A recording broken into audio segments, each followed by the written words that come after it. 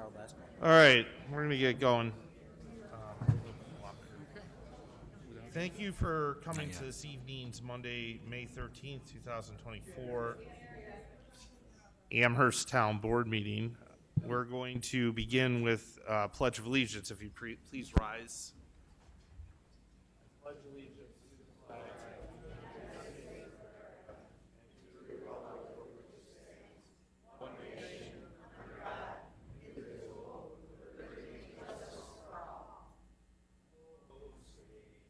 And you see by the dawn's early light what so proudly we hailed at the twilight's last gleaming, whose bright stripes and bright stars through the perilous fight for the ramparts we watched were so gallantly streaming, and the rocket's red glare, the hot bursting in air, gave proof through the night that our flag was still there.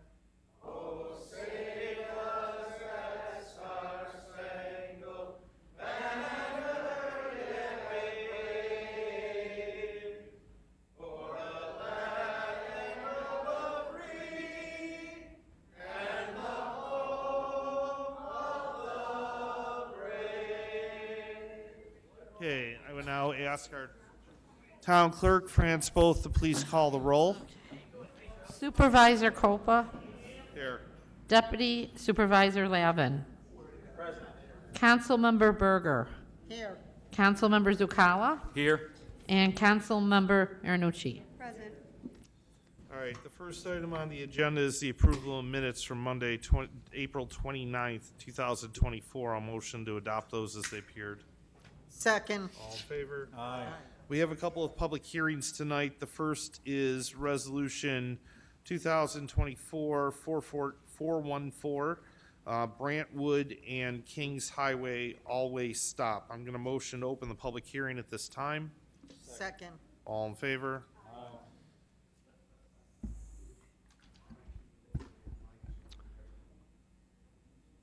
Good evening, members of the town board. My name is Chris Schregel. I work for the engineering department and act as the traffic safety coordinator. First public hearing before you tonight is for Brantwood and Kings Highway all-way stop. The resolution reads that the T intersection of Brantwood Road and Kings Highway is hereby designated as an all-way stop intersection with stop signs installed on all approaches. This was brought forth by residents of the Brantwood Road area, and it was reviewed by the Traffic Safety Board at two meetings, one in September and one in December of 2023. It's located on the border of Eggertsville and Snyder and in close proximity to the Amherst Middle School. 6 residents appeared before the board during that time, and they are, well, let's go over it first. So Kings Highway in Brantwood is a T intersection. It is currently being stopped by a single stop sign at the bottom leg of the T. The request that's before you tonight is stop signs in the southbound approach and the northbound approach, making it an all-way stop. The reason the residents are asking for this, they cited several reasons. One, speeding along Brantwood. They're asking for these stop signs to help slow down speeds.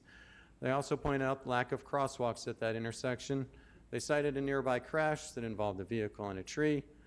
Overall safety for children in that area, the proximity to this intersection to Amherst Middle School, and they also indicated that Brantwood is being used as a route for parents to pick up and drop off at the nearby school. The Traffic Safety Board, as in a lot of situations where there's an all-way request, did a wanted to look for consistency in the area, so they did a sign inventory of that general area. What you have on the screen are circles indicating an all-way stop, and anywhere where there's a single stop sign is normally a T intersection that is not an all-way stop. What we discovered in this is that all of the four-legged intersections in this area are currently an all-way stop signed. Three-legged intersections, there's probably around 9 of them other than the subject intersection, are primarily single stop, with the exception of Keswick and Brantwood intersection, which is the intersection to the north that is a T intersection that's currently signed as an all-way stop. They also identified that crosswalks are placed at the intersections that are surrounding the intersections that are surrounding the school. The Traffic Safety Board also looked at crashes in the area. And the records that we had between 2018, including 2023, indicated that there were no crashes at this intersection. As I mentioned before, the residents did explain that there was one crash involving a vehicle and a tree. For whatever reason, that was not picked up in the database. Traffic counts were collected in 2 different times, August and November, one without school in session, one with school in session. The Brantwood volumes for vehicles range from 600 to 800 vehicles per day, depending on if school was in session. Speeds were also looked at, and the 85th percentile speed averaged around 31 miles per hour, ranging from 28 to 34 miles per hour. Due to the time of the year that it was reviewed, pedestrians were not counted by town staff. Traffic Safety Board utilizes the Manual of Uniform Traffic Control Devices when looking at specific sign warrants. The purpose of MUTCD is to provide uniformity of traffic control devices to promote highway safety and efficiency on the nation's streets and highways. What that book tells you is a major road requires 300 vehicles per hour entering that intersection on the major road. In this case, that's Brantwood. With a count of 67, that falls quite shy of the required 300 vehicles per hour. The minor road, 200 vehicles per hour. Kings is far from that at 19 vehicles per hour. As such, the Traffic Safety Board is not recommending this intersection be posted as an all-way stop. Instead, they suggested that this be striped with a crosswalk, and that was ultimately sent to the Highway Department. There were, like I mentioned, a number of residents in support of that all-way stop. That is why it's before you tonight. There were 6 on record. As I previously indicated, they wanted it for speeding, lack of crosswalks, nearby crash, safety of children, proximity to the school, and that route to and from the school. We received 3 objections, either raised by on the phone, a phone call, or a communication. I believe one of them was circulated to this board last week. Those residents indicated that low volume does not necessitate a need for an all-way stop. A nearby stop sign at Westmoreland already slows vehicle speeds. Children should be playing in backyards, nearby parks, and schools instead of on Brantwood Road itself, and the town should be following all-way stop warrants. That said, there's still a desire by those residents for this to become an all-way stop. That is why it's before you tonight. And this is what the proposal would look like if that were to move forward. With that, I'll open it up for questions and comments. If I may? Questions from this board first. Chris, now, since I am the traffic liaison, I was there, but I want to cover some things because they might not know it. The first is, yes, when the traffic study was done, the traffic study would have said there's not enough activity here for stop signs. Am I correct? Yes. Okay. And in the end, the Traffic Safety Board, composed of citizen volunteers, said no, they don't think that those stop signs should be put up. Is that correct? I believe the vote was 8-1. Yes. Okay. But correct. Okay. I know that the Traffic Safety Board received a number of folks who came in, and I got a number of these calls too, and they're very emotional appeals that come from mothers with young families who say their kids are at risk. They were very powerful, and I'll just end my comments at that moment. Okay. Okay, any further thoughts or questions from this board at the moment? Chris, exactly how far from the school is it? So I don't have a distance, but I can show you a map. So the school property line is here. So this is the subject intersection right here. Do we have crossing guards at that intersection? No. No. Okay. Is the school district speed zone extend to that intersection? No, and the Traffic Safety Board did talk about that as part of the consideration. There's a distance requirement when establishing those school zones. It does not go that distance. You're capped at 1,350 feet, and it also tells you a distance from the property line that you cannot exceed. Okay, thank you. Further questions from this body at the moment? Okay, are there people here to speak on the subject? I'm going to ask you to come up one at a time. I'm going to ask you to just state your name and address for the record.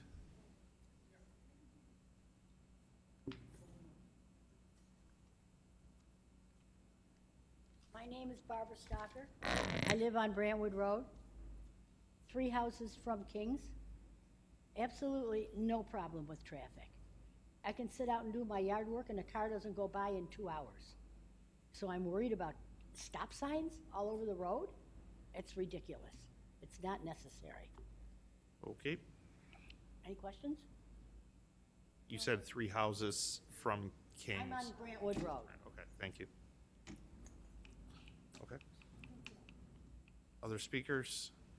Let's come forward. Again, state your name and address for record. Hi, my name is Jim Mansour. I'm at 246 Brantwood. I have to disagree with the last speaker.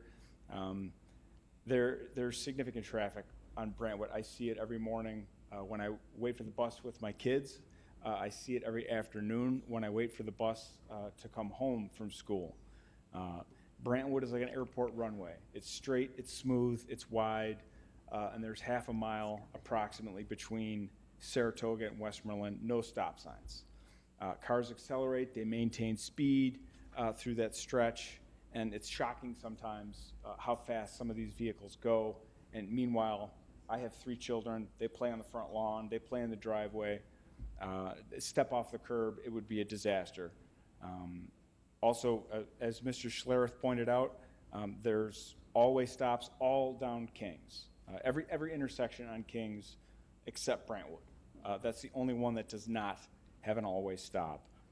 And it's shocking to me as well because Amherst Middle School is literally 500 feet away from the intersection.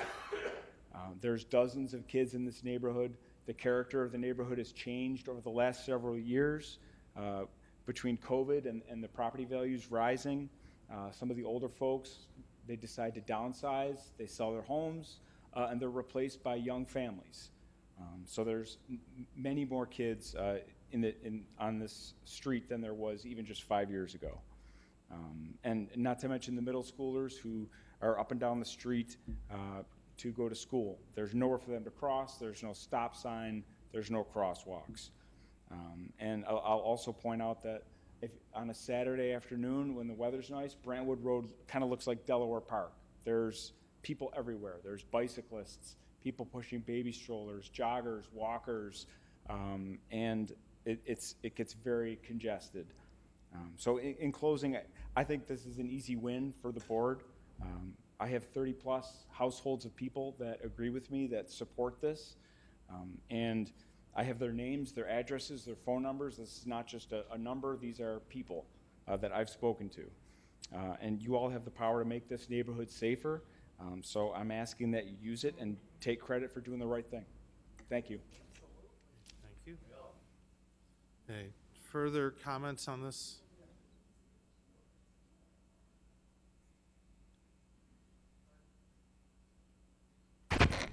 Bob Dirtle, 92 Chateau Terrace.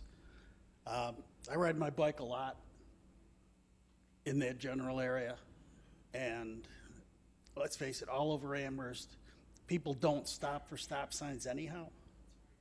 Speed limits are virtually non-existent. I mean, you go down Main Street during school zone hours, and people are doing 50, 60 miles an hour regularly. There's no enforcement. There's no enforcement for stop signs. I mean, we've got, a school zone going in on Chateau. Is it going to do any good? Probably not, because, you've even got school buses speeding when they come out of Park School. Yeah, we need enforcement more than you need stop signs, but the stop signs should be there. There is enough traffic, and you got to just go there and sit there and watch how many people run the stop signs. So you're in favor of the stop signs? Okay. John Traver, 234 Mount Vernon. I sympathize both with Ms. Stocker and Mr. Mansour. I don't think we should have stop signs all over the place. However, I am at the corner of Kings and Mount Vernon, and it is literally a raceway. And I would like to tell you that a majority of the violators are Damon College students, college-age people that are flying through the stop signs. I gave up running in the street. It's a losing battle. If you put a stop sign there, it may help, but you've got literally no enforcement in Snyder with these stop signs. It's just ridiculous. And again, a lot of the violators are the young folks, both from the high school, and Damon College absolutely has a big impact for the people that are racing through those stop signs. Okay, thank you.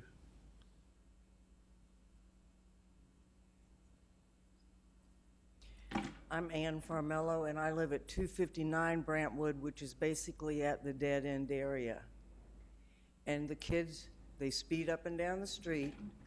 I'll be out mowing the lawn along the edge there, and people pass me like I'm not even there, and it just takes one jiggle for them to hit me. This happened just the other day, and in fact, the other day, there were two cars that sped down the street, and one lived on Brantwood, and I was amazed. I hollered at her to slow down.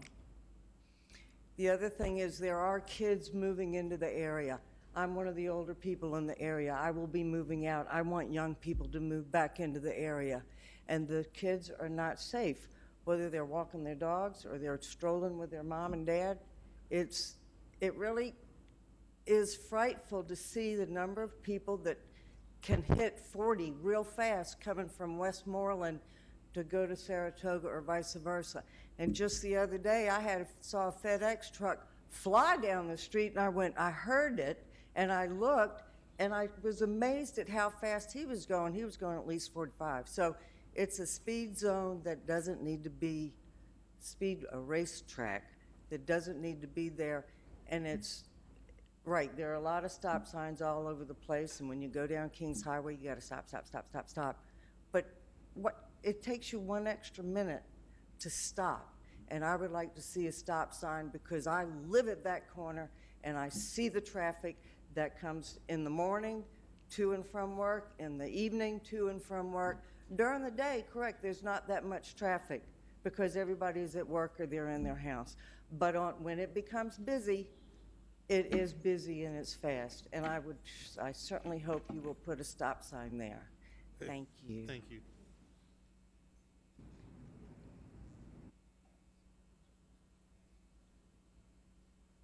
Dave Howard, 194 Roycroft. Maybe suggestion like Buffalo does, take a look at maybe speed bumps or speed humps. Okay. They work. Stop signs, like everybody's saying here, might not be working. Those work. You have to slow down. So I'm just throwing it out as suggestion. Okay, thank you.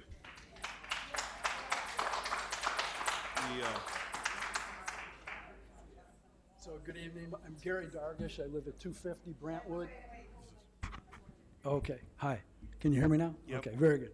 Okay. So I'm Gary Dargish. I live at 250 Brantwood. So it's 3 houses the other side of the intersection.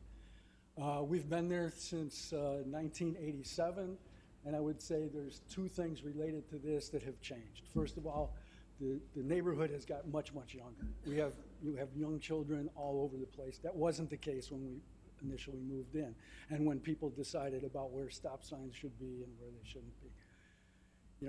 And the second thing is, drivers are going much faster these days. I mean, okay, sorry. The other thing is I can? No, I think it's... It's fine, just... Okay, I don't think I can pull it up any higher. Okay. So the other thing is the drivers are going much faster these days. And we see that not all day long. It's mostly in the morning when school is in session. Parents are scurrying to get their children to the bell on time and then leaving in the afternoon. I mean, those are the 2 worst times. But those are also the times when the children are most vulnerable. And so I think somehow that this is an issue about safety versus inconvenience. And I mean, I'm going to be always on the side of safety. And so I'd ask you to take that into consideration, please. Good. Anybody else? Chris, could you come back up, please? I have a couple questions for you, just to help clarify things. It looked like, from what you put up there, the rate of speed was basically within the speed limit or slightly above. Yeah, that's, that 85th percentile speed is what we see normally on local residential roads. Okay, now, you and I have had some conversations about people's perception of speeding. And I was surprised. I went out with someone with the radar gun. What feels like speeding to a person who is on the street often is basically the speed limit. Is that not correct as well? Yeah, that's correct. So on a narrow street with parking and trees, curbs, 33 miles per hour seems pretty fast for a residential neighborhood. So basically, there's more of a perception of speeding, and I live in that neighborhood too. So I live on the other side of Harlem, but I drive there all the time. And the traffic seems like normal traffic on any street in the town. That's not a major thoroughfare to me. Yeah, I don't disagree. Okay, I just wanted those clarifications. I think sometimes, when we talk about transportation engineering, right, we point to the MUTCD and we say, here's what the warrant is. And oftentimes they'll have a conversation with somebody from New York State DOT because you don't hit your warrants, right, with pedestrian traffic or pedestrian loads. And it's a case of, well, the infrastructure's not there. If the infrastructure was there, you could argue this would be a good place for pedestrians to cross, right? But without an always stop, it's not. The dilemma that I see is, right, is while we certainly respect the warrants of the MUTCD, that would tell you that there's an optimal 30 miles an hour speed limit, that there's optimal ability for collector streets to move vehicle volume in a certain way. The times where we break the MUTCD are oftentimes around schools and in school areas. Now, this is outside the school zone, but obviously the intersection is, you could consider that a school intersection. It's not just one school in that network, right? You have the high school, you have all the sports fields, you have after-school programming, you have the middle school. There's a lot of education or or extracurricular traffic in that area of children. And so I think that's something that sometimes gets away from us, is that idea that, there might not be a warrant on pedestrian counts. I don't know what your pedestrian counts were. Did you show that? No, we don't have a pedestrian count, but I can tell you they count as if they're one vehicle. So one pedestrian counts as one vehicle, so that wouldn't impact the Right. warrant analysis. Yeah, I get it. I'm just saying, like, if you're Yeah. asking how many people would cross Brantwood at that location in the morning or in the afternoon, they may be more inclined to cross north of that, right? At the other intersection. I think that realistically, having a stop sign and always stop here as part of a network isn't necessarily a bad thing, even though it seems to fly in the face of what we would expect in an MUTCD. I would suggest that we try the crosswalk first. I don't see a need for that, those additional stop signs. The Traffic Safety Committee didn't recommend it. I've spent a lot of time discussing these things with Chris, and we have to be careful about too many stop signs as well. What we really need are the residents of the town to slow down and pay attention to what we have, because one of the things we've seen in some of the neighborhoods It's the residents on the street are the ones that are speeding. Yeah, it's the neighbors that are speeding. It's not, everybody tries to blame it on other people, but we've done it in some neighborhoods where we've really looked at it, and it's been the people who live on the street that speed. So I think that the reality of, if there are speakers who wish to comment on this, you can come forward. We're still in a public hearing, so please come forward and state your name and address for the record. I just got a simple question. Tom Weisbeck, 48 Trowbridge Court. What's the cost of putting up a street light? Is it a lot? A stop sign. It's not about the I'm sorry, money. stop sign. It's not I'm thinking about the street money. lights, I'm sorry. It's also about the environment. I'm sorry, guys. It's I got a lot- really bad for the environment. Let me go back. Let me start over. I'm confused as to what you want, Tom. My brain was stuck in someplace Okay, go else. Okay, what's the cost of the stop sign? That's all, that's a simple question, so. That's not my point. It's irrelevant of the cost where my opinion is. Is there students crossing a lot, the younger students? No, not at that intersection. I mean, you have a resident here saying that this is a huge safety issue? I worked at a place safety first. That's right. What's it cost to put in a stop sign? I've got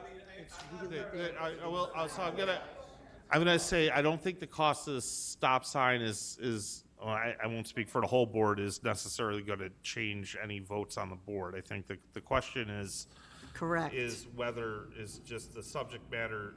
We have a recommendation no from traffic and safety, and this board's trying to make a decision about whether or not we're going to honor that or decide to do something else. Go ahead, Chris.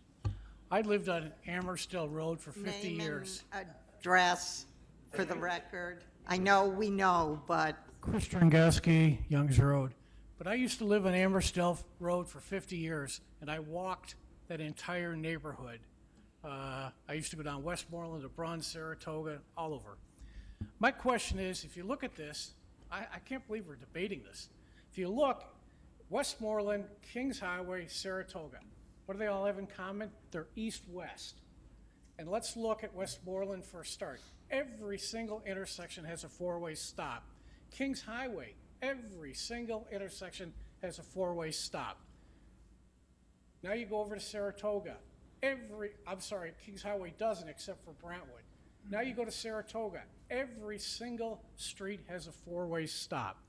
Why are we having this debate? If the residents want to put signs there to protect their neighborhood, when every other street has got a four-way sign, you know, let's be realistic about this, folks. Thank you.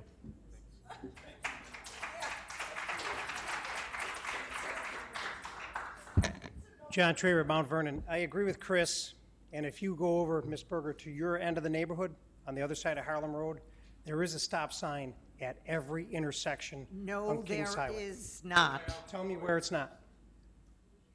Okay. Oh, okay, you said Kings Highway, but there are Yes. all the streets where it's like this, Yes. there's one stop sign. Okay, so And one stop Coniston sign that on takes there traffic. is an example of one stop sign where it's where it's not a cross street, it's one stop sign. Okay. I think Mr. Culp had a very good point when he talked, I'm not sure the initials he used, but what we've got there is we've got a destination. We've got 3 schools. We've got the middle school, we've got the high school, and then we've got Damon College. Those are huge destinations for heavy traffic. And with that, there's going to be more traffic, people in a hurry, more foot traffic. I think that should be a major consideration. That's only 2 blocks from the middle school. There's a lot of young people at that intersection. And I would like to do this, Ms. Berger. If you want to do an experiment, take away a couple of the stop signs on your street and then see if there's any impact. So, is there any other comments this evening? Hi, I'm Grzegorz Filip. I live in 278 Brantwood Road. just like a couple houses from the intersection. Yes, in our neighborhood, there's lots of T cross sections, which doesn't have stop signs, and I don't think it's really necessary to have. I think nobody knows that when you drive Brantwood Road down the street north, there is a big tree just in front of that intersection. So if you put the traffic stop sign there, nobody will see it, and will create even more problems. If you want to put stop sign, now you need to remove the tree, which will cost extra money for taxpayers, which I think it's really unnecessary. And yes, I agree with some of the people who spoke before me. There should be more police presence and enforcement, not putting stop sign, which is like okay, it looks like it's a simple way to fix that problem, but I don't think so. I will agree to put crosswalks, not a stop sign.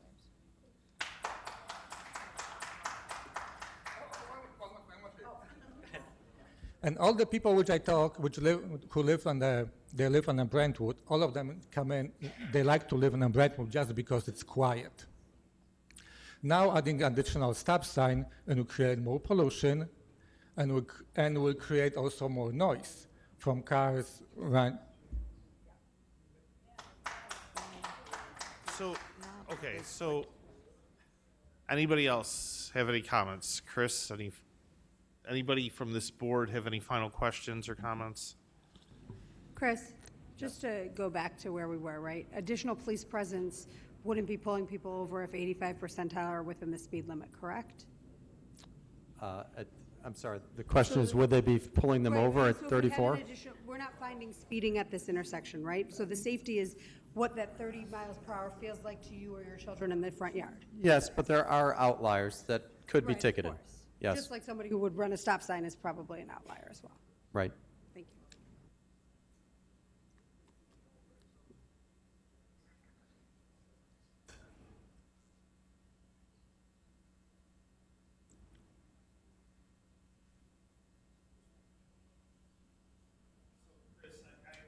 I have a base question. So the way the resolutions are in right now, there's no seeker findings associated with a positive action, with a decision if the board decided to put the stop sign in? Is that correct? I've never gone through seeker specific to an action like this in the past. Maybe that's a better question for the attorneys or the planner, but You don't think it rises to that level? Okay, fine. Okay. So then, the resolutions written in, the resolution itself, right, the body of the resolution's written as, I mean, there's a recommendation to deny, so I just want to make sure we get the wording right. But I'll motion to close the public hearing first. Second. I just closed. All in favor? Aye. Okay. On the subject matter, so I would say I don't know what the board's feeling here is. I would motion, I know there's some people who disagree, but I would motion to provide the always stop sign at the intersection. Second. All right. On that question, is there any comments or questions from the board?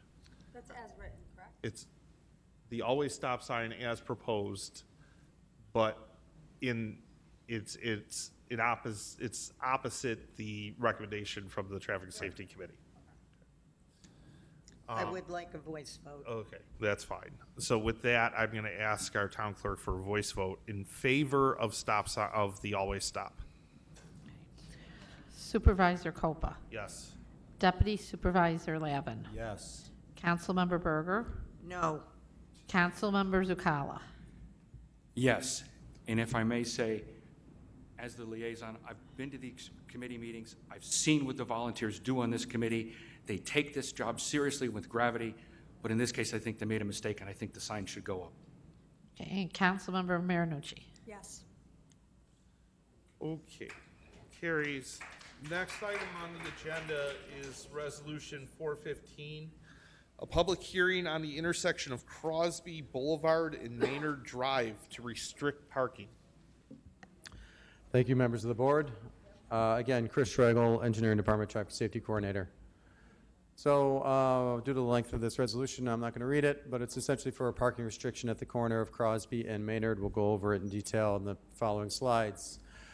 This one is located in Eggertsville, New York, in close proximity to Main Street, Echo Park, as well as Sacred Heart Academy.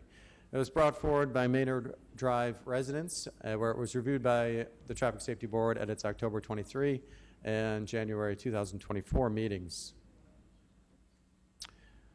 In late 2023, residents of Maynard Drive brought forward a concern of student parking occurring on the west side of Maynard Drive near Main Street.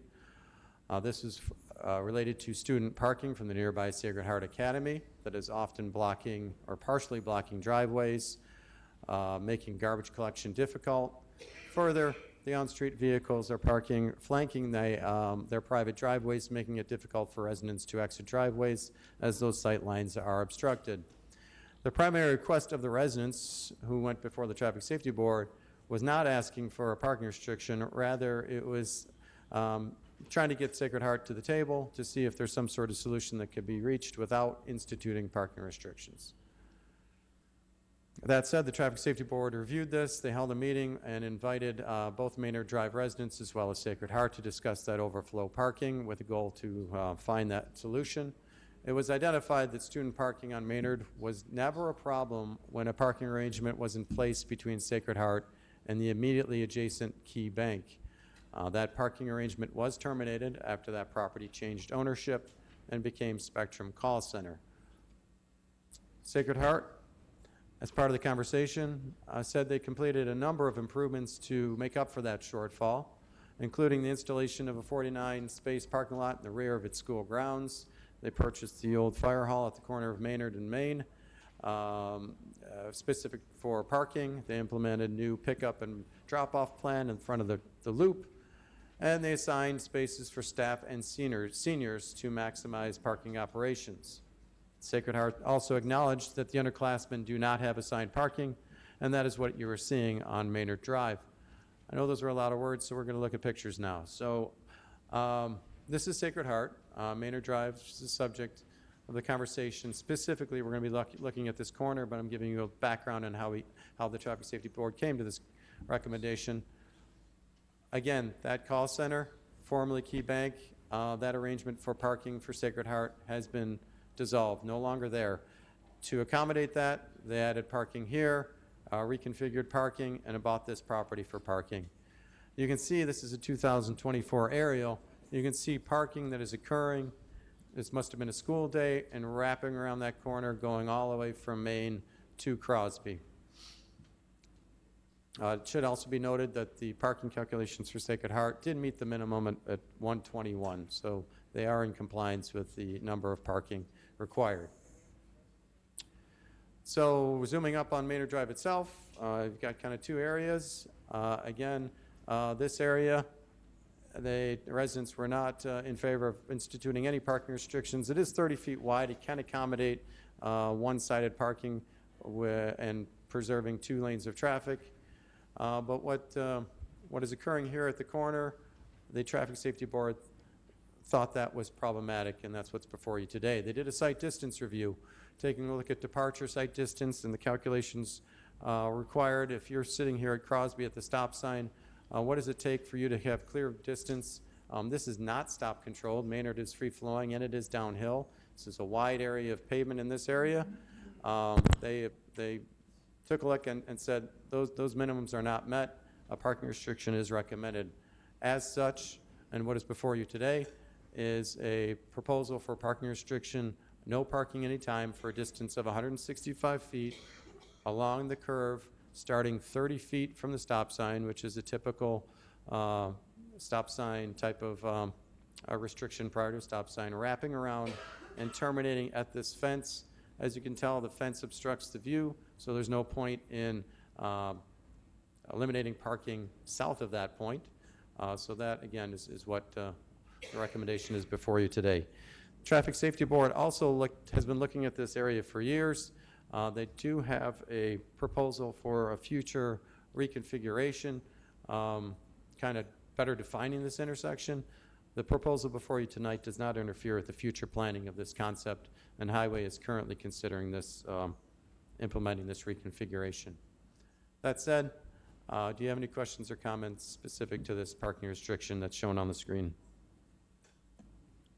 All right, any questions or comments from the board first?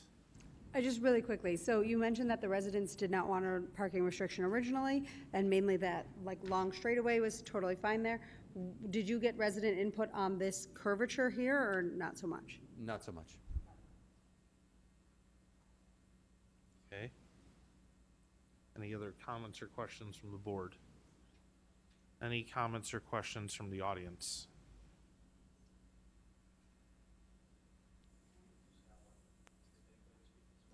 Yep, you can come up.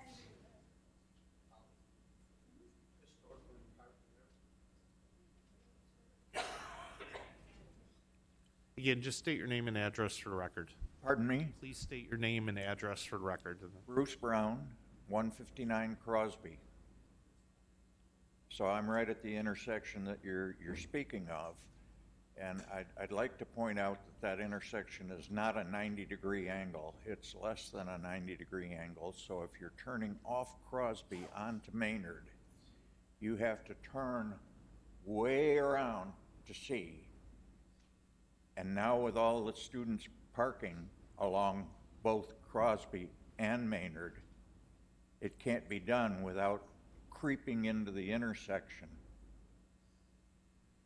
Okay. And the proposal, that, as I understand it, would take care of a little bit of that site problem, but it's a Band-Aid on a bigger issue, and the bigger issue being all those people that are parking who never needed to park there before are moving further and further into Crosby and on both sides of Maynard. And speaking for somebody that needs to back out of their driveway after 25 years on Crosby Boulevard, because I have a very narrow driveway, it's a wall of SUVs that the young ladies drive. They're not driving sedans, they're driving SUVs. And it's a danger even backing off onto the street. And my dad told me years ago that if you didn't have a problem before and you have a problem now, something's changed. What's changed? Why are the students having to do this? And if it's because of the Spectrum key bank change, I would propose that they talk to Spectrum about loosening up. I don't know whether it's an insurance issue or what, but as recently as today at 11 o'clock, fully 1/3 of the Spectrum parking lot was free and empty. And the student, it would have been enough to take care of all the cars that are parked on Maynard. That failing, the church has got a gigantic parking lot right on the other side of the street from Spectrum. The church ought to take care of their own students if nobody else will. But to have the street blocked is not a good solution, and even clearing the corner as proposed is not a good solution. Are you in favor of this step or not? I mean, understood that we can talk to Spectrum and... I'm in favor of this step as an interim. Okay, thank you. But you want the problem of the students parking addressed? We never had a problem before in 25 years. Understood. And now we do. Okay, thank you.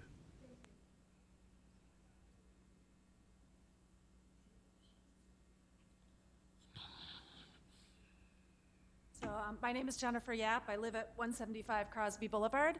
My driveway is on the Maynard Drive there, right where you can see the Maynard part of right by the alley there. I'm in favor of this restriction. Every morning my child calls it the jump scare when I'm backing out of my driveway at around 8 o'clock. trying to see past the cars that are parked all along Maynard to safely get them to the middle school and the high school. I'd also like to point out that on that intersection, which is more of a pie shape than a 90-degree, there's also a fire hydrant, and I've seen people parked very close to both the fire hydrant and the stop sign. So I'm in favor of this. I'm also in favor of finding some alternate parking for the students that have been here. This was not a problem before this year. Thank you.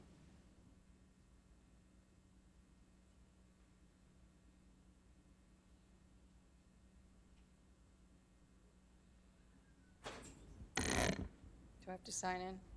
No, just, Shelley Schratz. I used to live over in that area, and my husband grew up in that area. And I went to St. Benedict's, and my kids went to Sacred Heart. What the residents, number one, were the residents all invited to meet and to sit down?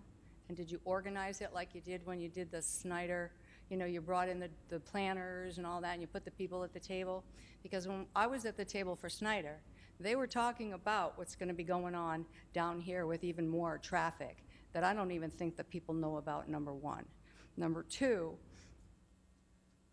Sacred Heart always parked in that parcel, always, okay? And the fact that they're not here represented, I don't know, did anyone reach out to them?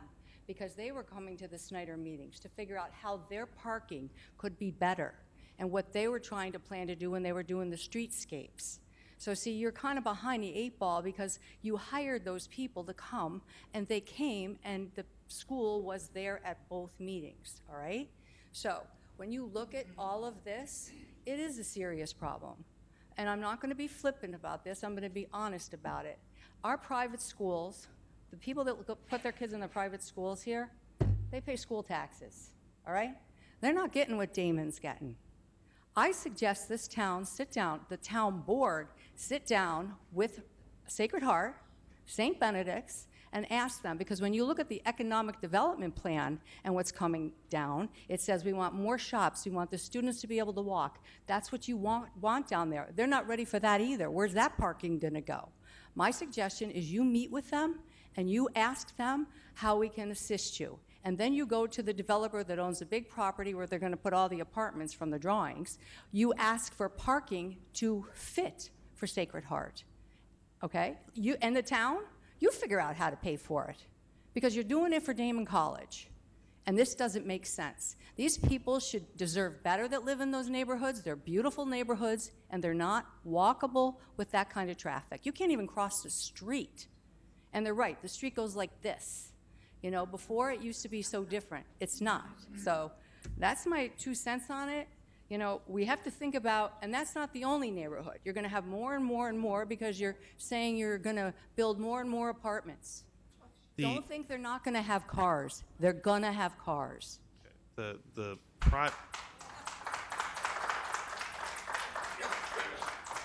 think the apartment project you're talking about was on Eggert, and that developer pulled the request, so.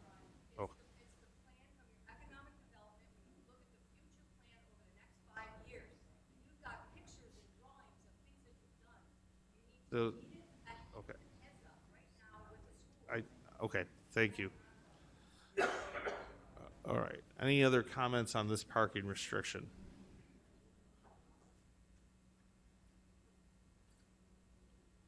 Having dealt with this board on Bob Dirtle Chateau Terrace, on construction of apartment buildings going in, I'm on Chateau Terrace. They're putting up a building that's going to have 45 apartments, 250 restaurant seats, and there are 75 parking spaces for that building. I don't think the town really cares about parking. They just want to shoehorn things in and let the neighborhoods deal with it however they may. Because you look at what you're putting in there. How is that? That's going to affect all of Main Street. You're going to have people all over the place looking for parking. God knows what else you want to put in that neighborhood.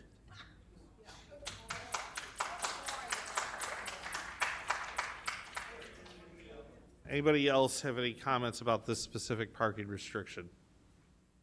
If you do, please come forward. Seeing none, and motion to close the public hearing. Second. All in favor? Aye. And I will motion to implement the parking restriction at the intersection of Crosby Boulevard and Maynard as recommended by Traffic and Safety. Second. All in favor? Aye. Thanks. Thank you. Okay. then- Supervisor, may I make a short comment? Sure. To the woman who asked how much it costs to do a stop sign, as the traffic liaison, I don't have that, but I do have a separate number that you may find interesting.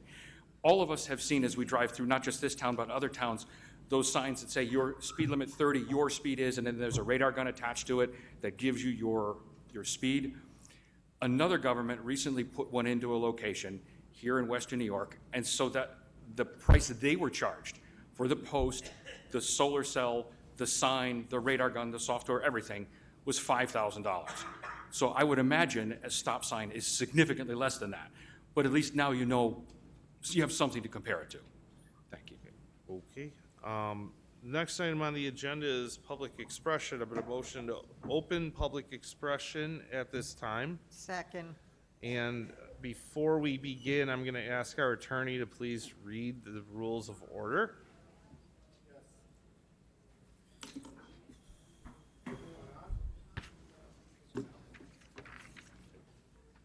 You want me to yell? Okay. Good evening. There will be several public participation opportunities throughout tonight's meeting for you to address the town board with your concerns. It is important that we first review the town board's rules of order with regard to decorum, public hearings, and public expression.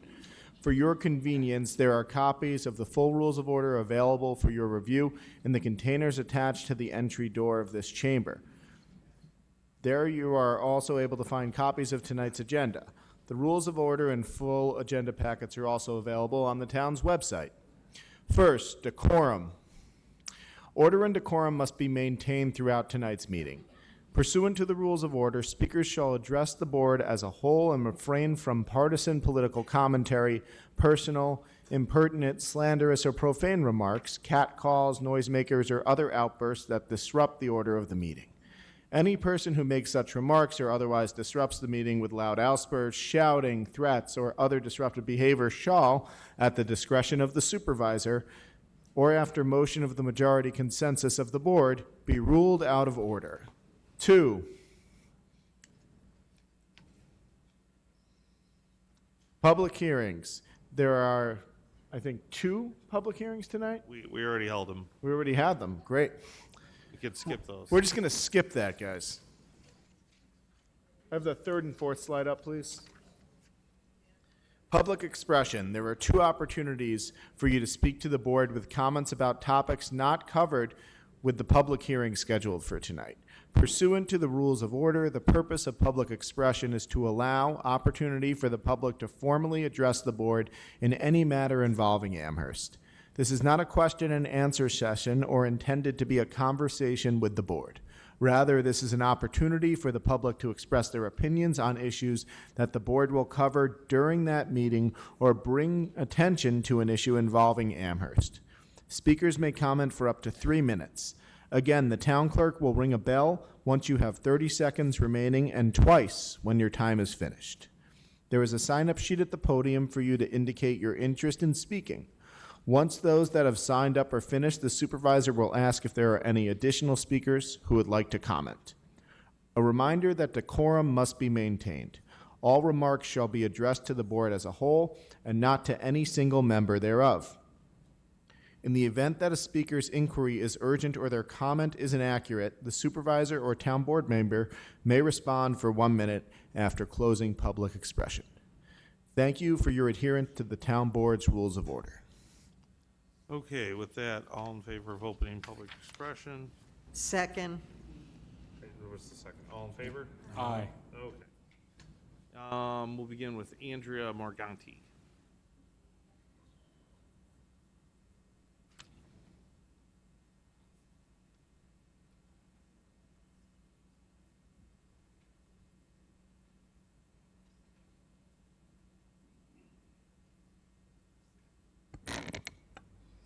Good evening, members of the town board. My name is Andrea Morganti, and I'm from Gettsville, New York. And I'm proud to say I am part of the fastest growing grassroots community organization, the Amherst Concerned Citizens, that Western New York has ever seen. This is in response to the sound system complaint that I filed on behalf of the town residents. Based upon your response regarding the complaint, you failed to understand that the complaint was not filed for me, but for the town residents who are frustrated about not being able to hear the proceedings. In a newspaper article, you indicated that these were baseless complaints, and this was done before any investigation into the issue, so it appears that the outcome was already predetermined. In your response, you indicate that you met with department heads in an empty chamber and concluded that the system was functioning properly. Let me understand. Your hand-picked employees agreed with you. Did you listen to any of the videos where there are complaints? A consultant was hired, probably with taxpayers' money, and determined that the system is functioning correctly. Another surprise. However, an adjustment was made to the speakers. There appears to be 2 assistive devices that were purchased, and we appreciate the signage that has been posted regarding this. At the April 15th, 2024 meeting of the Committee on Disabilities, the complaint was mentioned, and a member indicated that they agreed that the board meetings are difficult to hear. You go on to blame the town residents for not being able to hear the proceedings because of the way they place their mouths on the microphone. Well, now there's a note on the podium on instructions as to how to speak. Conveniently, you failed to respond to the part of the complaint regarding the work session on March 11th, where you can hear someone talk about maybe postponing the resolution, but cannot make out the words. The written transcript failed to include this information. So not only can't we hear the proceedings, but also are unable to read what occurred. Now, this is precious. You go on to say, due to political discontent amongst the residents over a recent tax increase, the meetings have taken on a raucous atmosphere. So now it's our fault that we can't hear the proceedings because we are exercising our right to free speech. I want you to go back and listen to the proceedings of the April 29th meeting, and you will hear residents indicating that they cannot hear and there was no raucous behavior. And this is after you had indicated the system was working properly. I want you to know that I have submitted an appeal to your rebuttal and will continue to fight for the rights of Amherst residents to hear what is going on with the unnecessary expenditures that are taking place. Now, my suggestion is, please replace the sound system. You can then show you are listening to us.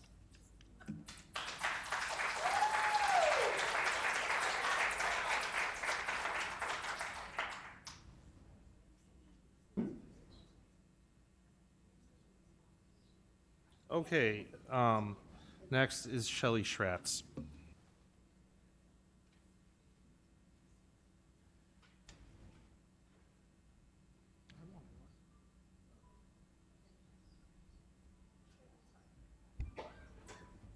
Good evening, everybody, and happy Mother's Day to all the mothers that are here, because our jobs are the hardest. And if you're a grandmother, it's even harder.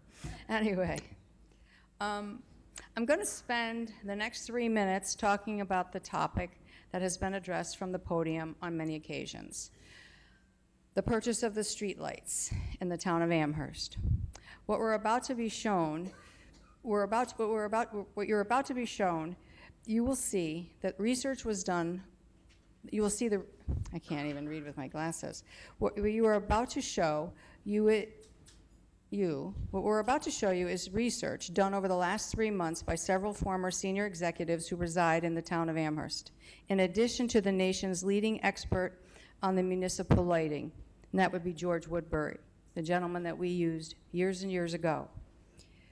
George has been in the municipal lighting business for 28 years, author of the first legislation in the country in the late 1990s that allowed cities and towns to acquire streetlights and utilities. He's a voting member of the American National Standards Institute, ANSI 136 Outdoor Lighting. He's provided consulting to over 120 towns and cities that purchased their streetlights converted them to LEDs since 2000. George understands complex tariffs, how utilities determine the net book value of their assets, and he knows to negotiate fair and accurate prices that benefits the taxpayers. And I want you to know one thing. When he came and did it for the town of Amherst, when we saved $18 million, he charged the town less than $4,000 as a consultant fee. He doesn't live in this state. That's how passionate this man is, was, and why he should have been reached out to. George was brought into Amherst in 2006 to review the first effort to purchase the streetlights, a project that was ultimately canceled because it was determined that it was being developed for the benefit of the consultants and the utility rather than the benefits of the Amherst residents. And the one thing that I learned from this process years ago was never disregard the residents and their experience and value to the town. Because the person who introduced the town to George Woodbury was an 80-year-old resident, and he did his homework in the 2000s and found this. You got wisdom everywhere. Okay, Bill Blake.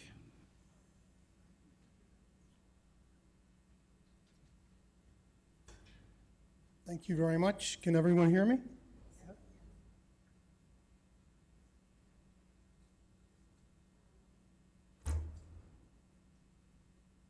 I know this is probably a little bit difficult to read, so we've handed out handouts of this chart for the audience. I will provide the board with copies of this after I'm done. What you're seeing here is an analysis of 3 municipalities that bought their streetlights from National Grid from 2017 to 2023.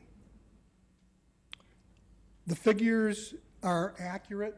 They're all public information. The figures you see on the left side of the screen are all from the Town of Amherst website, with the exception of a couple. $229,000 paid to Wendell Engineering for project development, which is not on the website, and the cost of the bonds at the bottom, and the projected interest over the 20-year life. Town of Amherst has 129,000 residents. We have 9,666 streetlights. We paid $15,461,000 for those streetlights. And then we put another $18 million on top of that for other fees, construction, project management. You can see the total at the bottom of approximately $46 million was spent on buying streetlights. The second column is Warwick, Rhode Island. Warwick has 89,000 residents. They have 9,500 streetlights. They purchased the streetlights from National Grid for $50,000. They bonded out $2.5 million and did their whole project for $6.9 million. The third column is the city of Providence, the capital of Rhode Island. They have 15,098 streetlights. Very similar to Amherst. Electricity coming in from the bottom, very old inventory. They purchased their streetlights from National Grid for about $2 million. They did their entire project for $15 million. And you look at these numbers and you got to ask the question, how could there be such a difference? How can there be such a difference of this much money? And the answer is they had the right consultant working with them. We all know that the National Grid will do everything in their power to make up for the loss of that revenue. I have a lawsuit that was presented or that was filed in Rhode Island against National Grid that highlights everything that we're talking about here. And it goes into explicit detail on how they were able to purchase this for $50,000. So my 3 minutes is up. So what I'm going to recommend to the board, to you, Brian, is that you hold a meeting within the next 30 days of National Grid, the New York State Power Authority, the New York State Public Service Commission, and George Woodward to get to the bottom of this.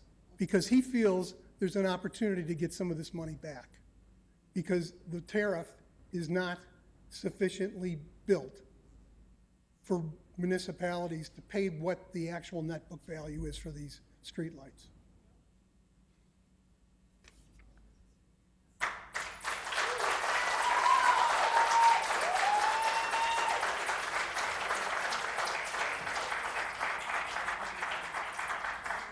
Okay. Jerry DeCosmo. Jerry DeCosmo. Oh, sorry. Dennis Hoban.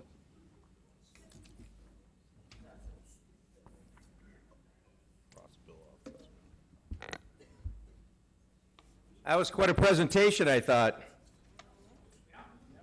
Dennis Hoban, California Drive. Can everybody hear me? Very good. I think you got to get a sweet spot on this microphone. Well, Supervisor Culpa, or I'm sorry, I apologize, Dr. Culpa. If these figures are accurate, how could this have happened? This should bring into question every other multi-million-dollar project that is happening in the town of Amherst.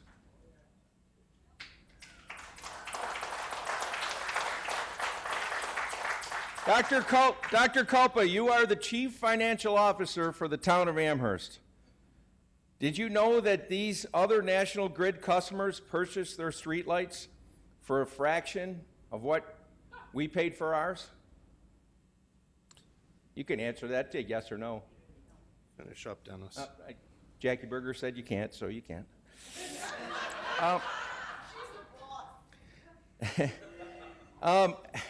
This Wendell Associates, I believe that's Wendell Associates, they keep popping up. I mean, they apparently get like a 20%. Is that I don't know if that's the norm or not. I don't need you to answer that, Brian. You'll answer questions at the end, right? Like you usually do. The last couple meetings where you ran out the door, I think. That was terrible. So how would you expect a company like Wendell to try to keep the costs down when they're working on a 20% of what the cost is? So you would think that it would behoove them to get have the cost as high as possible. That way they would make more money, right? I think the answer is yes. Okay. So you had stated that the reason why you raised taxes 11.4% was that you hired more police, there was inflation, and $33 million we spent on streetlights. Maybe you can explain this, Brian. I don't understand. Can you explain any of this? You finished? No, I'm waiting for an explanation. Is there an explanation for this, Brian? When you're finished, I might Supervisor offer Culpa? Thanks, Dennis. I'm not done yet. Is there an explanation for this? I offer all my comments at the end. Please continue. Well, apparently you don't, because the last two meetings you left and didn't answer any questions. So if you can use whatever time I have to, as briefly as possible, to answer this. When you're finished, I'll answer all the questions. Go through at the end. It's up to me to decide which questions to answer. But that's not what you're doing, Supervisor Culpa. Okay, Dennis. Thank you. Have a seat, please. Jerry DeCosmo, you're next.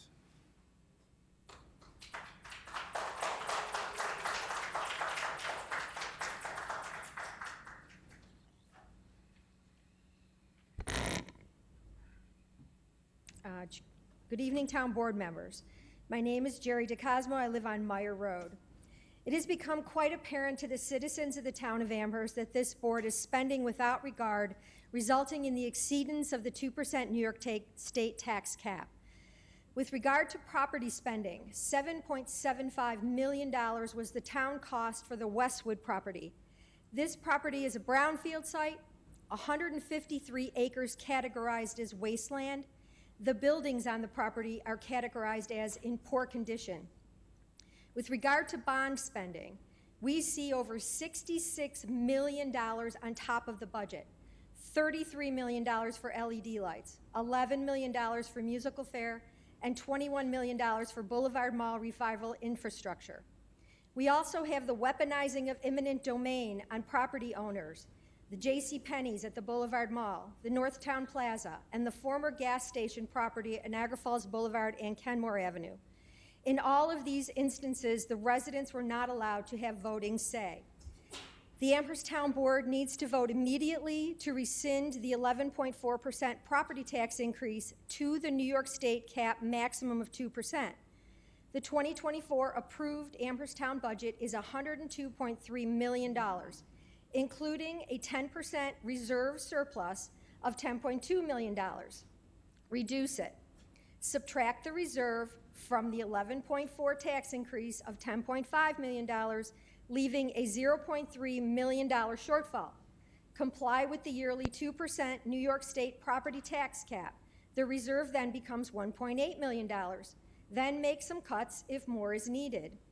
Where are the specific budget line items listed that required the town board to vote on increasing the budget above the state 2% property tax cap? The public interest deserves this list in order to verify that these items are an appropriate list and allowed exemptions for an increase above the cap. Is the paperwork provided for the exceedance allowance to the New York State Comptroller proper? The inclusion of one-time purchases in a recurring budget means the town will be paying for the same items over and over again. The $7.75 million Westwood purchase at the end of 10 years will cost the taxpayers $91.3 million, and after 20 years, $193.4 million. Has the New York State constitutional tax limit been exceeded? The CTL is derived from a 5-year average property valuation, so we have a 5-year basis and a maximum of 2% per year. So isn't 11.4% divided by 5 greater than a 2% allowable average? This doesn't even take into account the increases from the preceding 4 years. According to the New York State Comptroller and government websites, using assessment to raise cap money is also not permitted. Isn't Thank you very Amherst much for your current reserve comments. assessment doing exactly this? Jerry, By Thank increasing you. property values, allowing the time to spend Jerry, money and borrow more money. Thank you for your comments. Finally, more town Jerry, residents are time denied is up. information, input, and Thank voting you. rights. Jerry, thank School you. boards mail comprehensive please have a summaries seat. via U.S. Postal Service, providing ample time. Just let her finish. I have 2 seconds.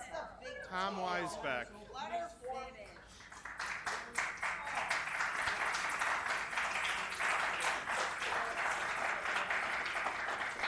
Tom Weisbeck, you're up.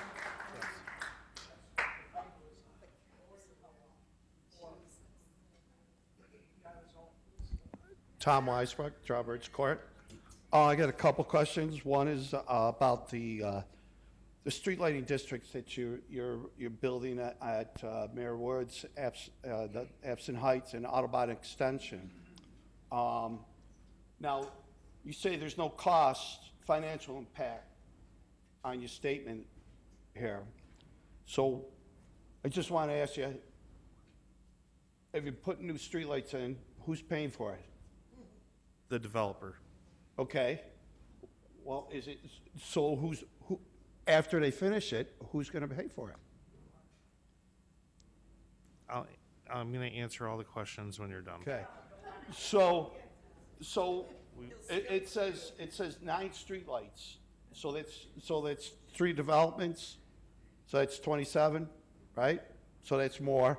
What about the other one you had in today's resolution for Miller Crossing, Phase 1?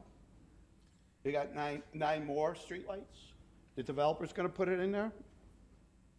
Who owns it after the fact? Do we? The town of Amherst residents? So, okay, so just a couple more things. I just want to let your legacy as a board will be impact your rest of your career. You started a whole thing of all these other cities and towns increasing their taxes. You set the precedent. Your name will be tax increasers. It'll follow you the rest of your career. That's all I'm gonna say about that. So you got a new development at Sweet Home and Dodge Road. What's that gonna be? Is it gonna be more student housing like you did at the end of the 990 and John D'Autubano development, right at the 990 and John J. Audubon, sorry. Is it gonna be like that? I mean, have you driven in that new development? Have you driven in that new development, right at the 990? You would be surprised what they did. Is that what's gonna happen at Sweet Home and Dodge Road? I mean, think about it. One day I drove by Sweet Home and Dodge Road. There was the next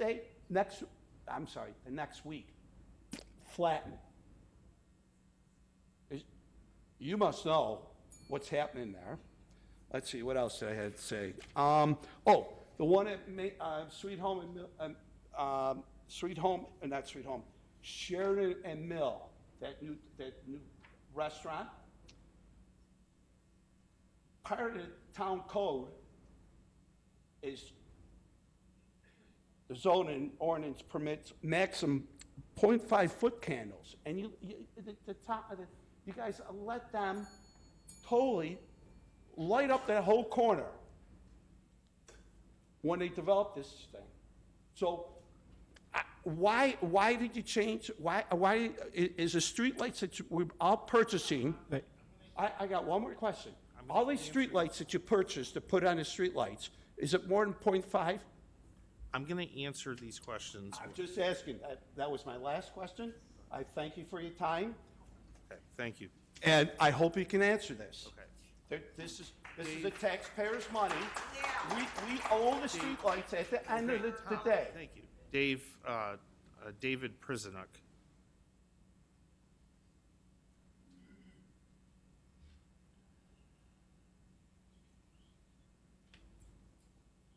Hi, David Przasnik, Shellish Road, Town of Amherst. 7 weeks ago, I was here in front of the board to talk about fire district taxes, and I know, Supervisor, you were talking about getting back with an answer to the town attorney. I'm not sure you've done that yet or gotten an answer yet. Is there any update at all to that? So I'll answer this at the end, but I do have an update, yes. Pardon me? I will answer at the end, but I do have an update. Okay. I mean, are you finished? Let me just finish. Again, to kind of reiterate to the board, I talked last time, and again, I know this is probably small potatoes in terms of everything else we talk about here, but when you think about the residents in the north towns, I'm not talking about a couple dollars here, right? I'm paying 4.5 times what my neighbor pays for fire protection. And as I said, God forbid, I've never had to dial 911. I hope I never have to dial 911. But there's no reason that I should be paying, not $1 more, but 4.5 times more than what the neighbors pay. And I know there's a lot of legal things that goes on with this. Something has to be done. I appreciate all you guys looking at this before we look at the 24-25 budgets and try to figure something out here. I mean, the residents, they're kind of throwing their hands up here, but now with increases for assessments that have just happened and this, I mean, again, just by pure comparison, mine is about $750. My home is assessed at about $350,000. My neighbor pays $150. I mean, it's just wrong. It's absolutely wrong. I see everybody nodding their heads. I think it's, you all agree with me, but I appreciate some kind of a response when we can get it. Okay. So if you're finished, I will just say that the reality of merging fire districts isn't easy because it requires referendums in the fire districts that want to be merged, right? So if it was Swarmsville and North Amherst, for instance, it would require referendums in both places. Mm-hmm. So the dilemma that we have is trying to figure out how to create a merged district. So what we're going to look at, and I'm not saying we're going to get there yet, this budget, but we're going to look at possibility of creating a centralized fire fund and then still having the smaller allocations, but eating some of the centralized base funding across the entirety of the town. Okay. That's still a long ways from a finish line, but could help. Anything would help. Like I said, there's the disparity is just way too wide. So thanks for your time. Appreciate it. All right, Anne Marie, is it Borghese? I'm sorry, probably butchering that.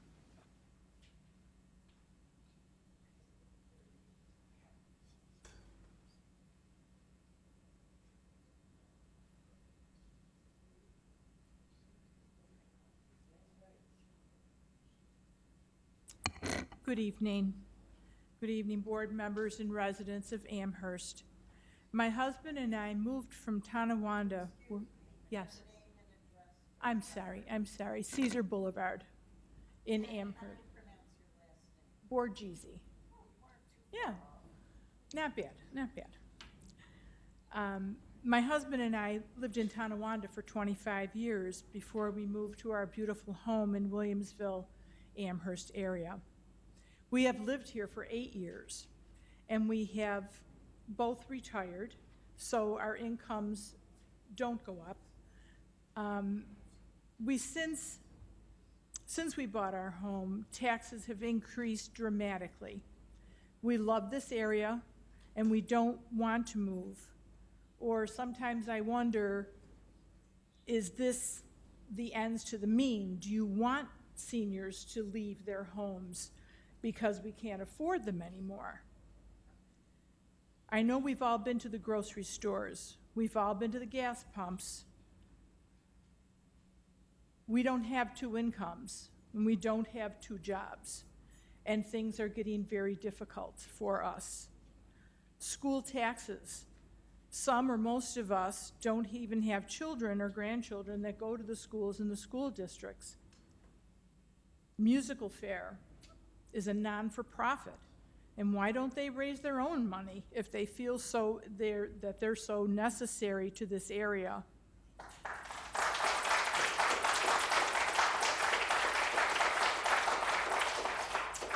I heard the gentleman from Music Fair say, and I heard this on the radio, he was talking, and he said, the money's not coming out of the 2024 taxes, but out of the 25. What's the difference? It's still coming out of our pockets. Our new streetlights. We have new streetlights.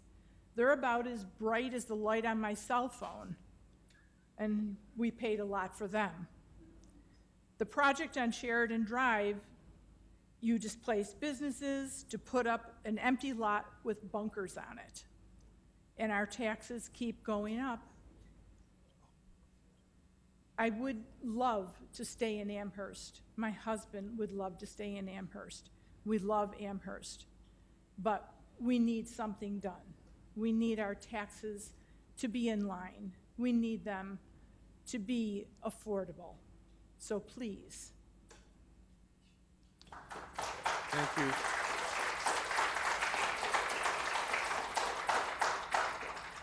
Joe Wojtowicz.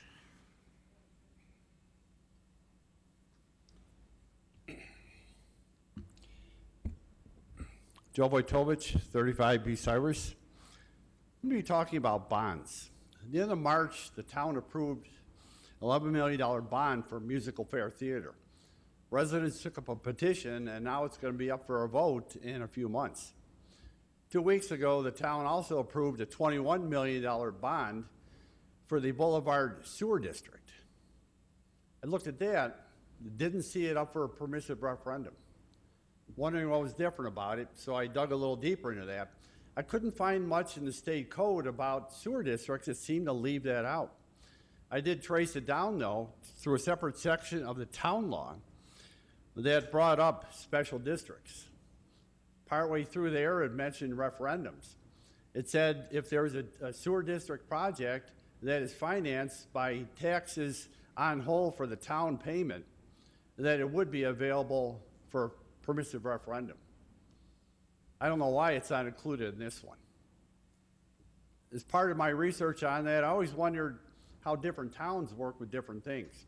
So I opened up the agenda page for the town of Tonawanda and did a search there for permissive referendums. I found 80 projects that popped up on that. And this is from 2020 to 2023. I looked at Amherst for the same period. There were 7 listings. 4 of those was for a rental on a piece of property in North Amherst for $800 a year. The difference in Tonawanda was that for permissive referendums, they put it on the title of the resolution. This made it available to the public for easy viewing. Amherst didn't do that. They hid it on an attachment on each resolution, meaning that the public would have to go through individual attachments, open them up, reading through the legal documents, some 40 pages long, to find the permissive referendum statement. Is this some type of scam? Why is the town trying purposely to hide this information from the public? And now they're trying to take it away from us totally with the last sewer bond. It's not going to stand, because I read also that if a permissive referendum is required and it's not included in the resolution, that the resolution itself is null and void by state rules.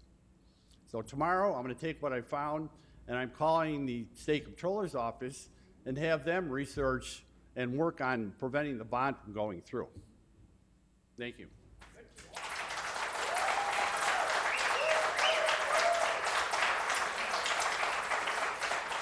Julie Stein. They didn't hear you. Yeah, I guess I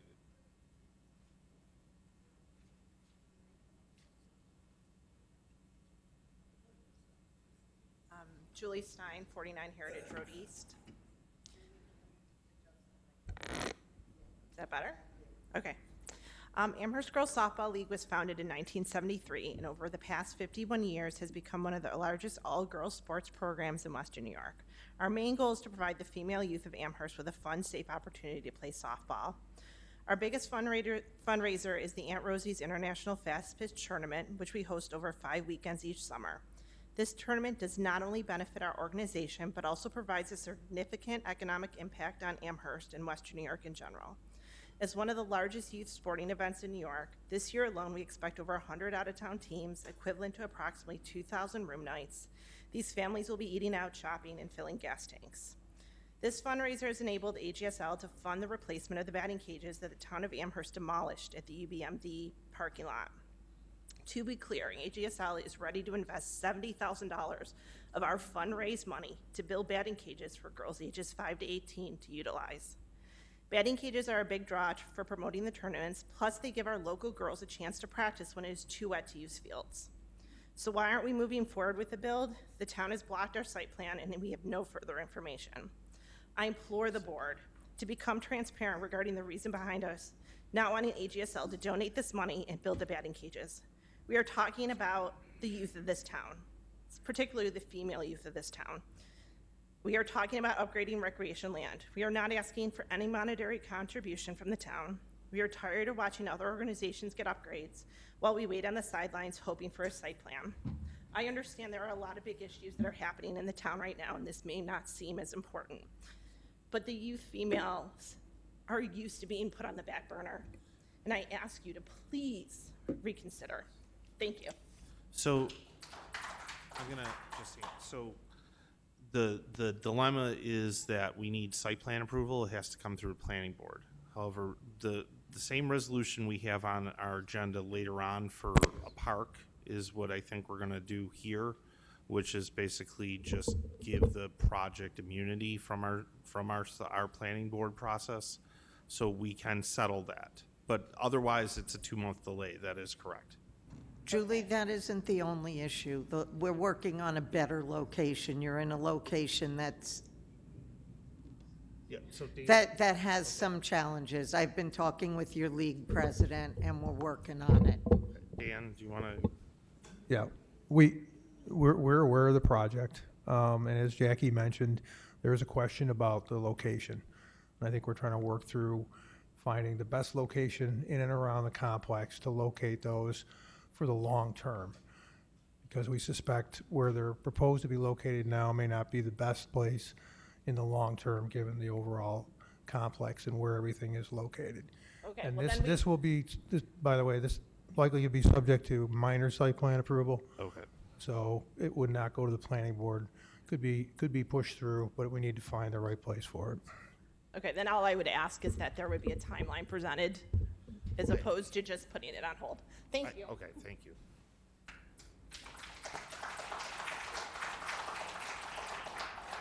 John Trabert.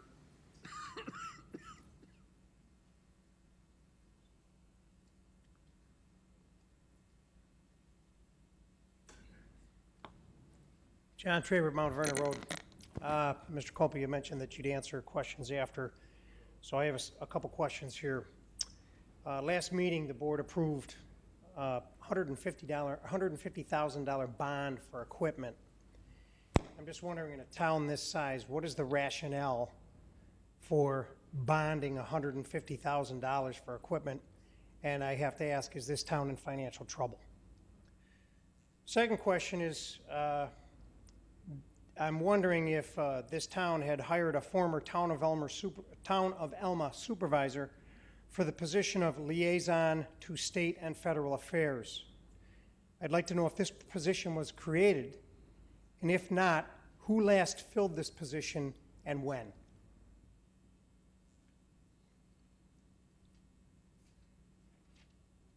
Last question is this to the supervisor. Sir, in some media forum, I'm not so sure which paper it was in, but you had alluded to the fact that you were not worried about the referendum on the musical fair project. Mm-hmm. So the question is, if the taxpayers vote down the funding for the park and for musical fair, will you still try to go ahead with this project?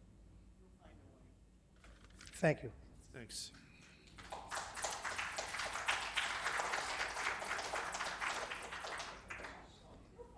Jane Cox. Oh, sorry, Judy Ferraro.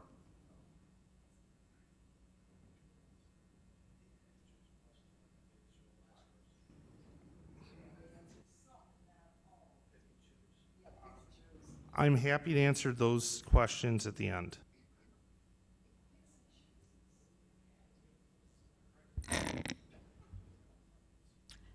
Judy Ferraro, 213 Donnelly Boulevard. This Amherst Board's job should not be to underwrite non-essential multi-million-dollar projects to gift to anyone using taxpayer dollars. As if musical fair's exorbitant cost on Westwood is not enough, now it is the Royal Park complex for Damon University that the Amherst taxpayers will also be burdened. Where shockingly, Copel received an honorary doctoral degree, the optics are unfortunate and serves to devalue such an honor. Usually it is an individual using their own money, not someone stealing from taxpayers by a misguided politician, like a perverted version of Robin Hood. Amherst taxpayers are already paying dearly for a theater. It is right here at Town Hall with a very expensive cast.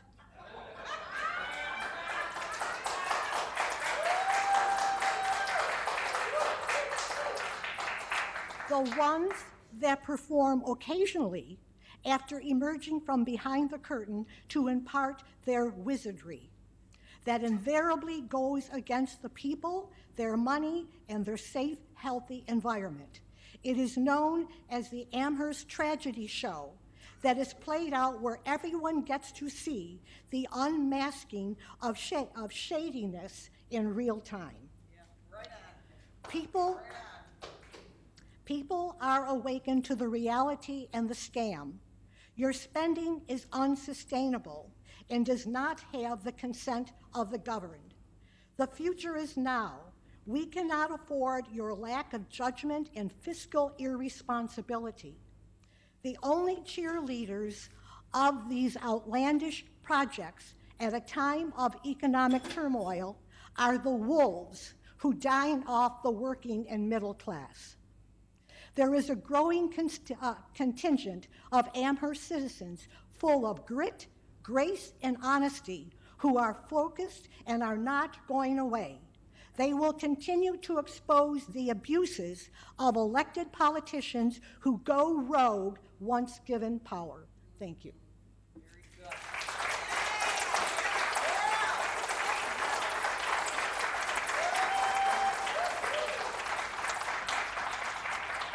Jane Cox.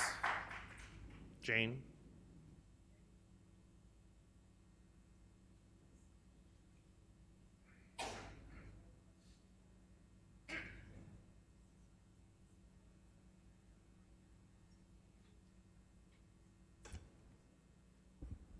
Jane Cox, Harlem Road.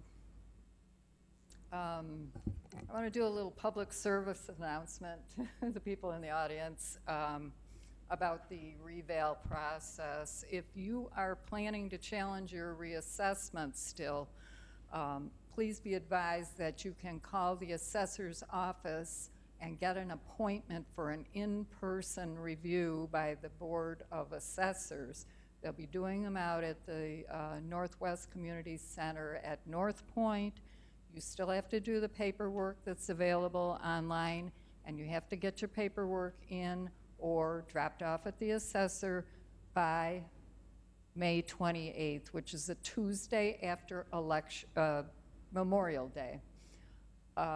So if you want to talk to somebody in person, that's the way to do it. You don't have to just fill out a form and put it in the mail. They did not put this information in that second letter that came about reassessments. And I will continue on because I got more stuff to talk about here. Regarding Resolution 2024-420 about parking the cars on the tennis court at Westwood, could we find out what is the number of parking spaces available to the car dealer, since their rent is going to be increased to $4,000 a month? How many cars can they now park there? And also about the Royal Park Resolution 419 regarding the athletic complex that the town wants to build for Damon and make it exempt from the town zoning code. If I was a neighbor living in that neighborhood, I would want the noise, the lighting, and the use of the property times to be subject to the town code. The lease agreement of $1 a year for Damon was approved during COVID, during one of those Zoom meetings that not a whole lot of people knew about or participated in. So my question also is, are town residents going to be allowed to use that complex building? Because it doesn't seem very clear to me. Jane, the reality is Damon is, so the town started this process before I was even on the board with park planning at Royal Park with neighbors. And they wanted to renovate fields, they wanted playgrounds, splash pad, pickleball, renovated tennis courts, renovated basketball. The town started that project, and then were asked if Damon could rent time on the town field. So we negotiated that with Damon. Damon is bringing a $2 million grant to the table. So their lease is $2 million upfront in construction, and they do not have full access of the field. They have access during certain times for their practices and games. However, the majority of the time, the field belongs to the town, and the rest of the facility is all town facility. So, and we have been meeting with residents in that area continuously through the process. Can I just say that it's my understanding that when Damon bought the Y building on Main Street, they used the basketball courts there, and they also used Park School's gym for basketball, and they also used Park School for soccer fields. So they asked for time for outdoor athletics on the turf field. That's what their agreement is for. So they're only using outdoor fields? Just the field. They'll play tennis on the tennis courts, I assume, but they'll use the field for women's lacrosse. I think they have field hockey. I'm not sure. Soccer, both soccers. But Because when I looked at what the amount of the costs were going to be, there was shower facilities, there was scoreboards, there were all sorts of things included. And I'm wondering, is that just for Damon or is that for the public? It all fits under the Damon grant, but it will all be open, available to the town. So we will share use with them, but The they get idea is- priority for $1 a Okay, year? please keep, the idea is that town has a space for soccer and our other sports to be able to participate on. Okay. Thank you. Thank you. Thank you. Dave Howard.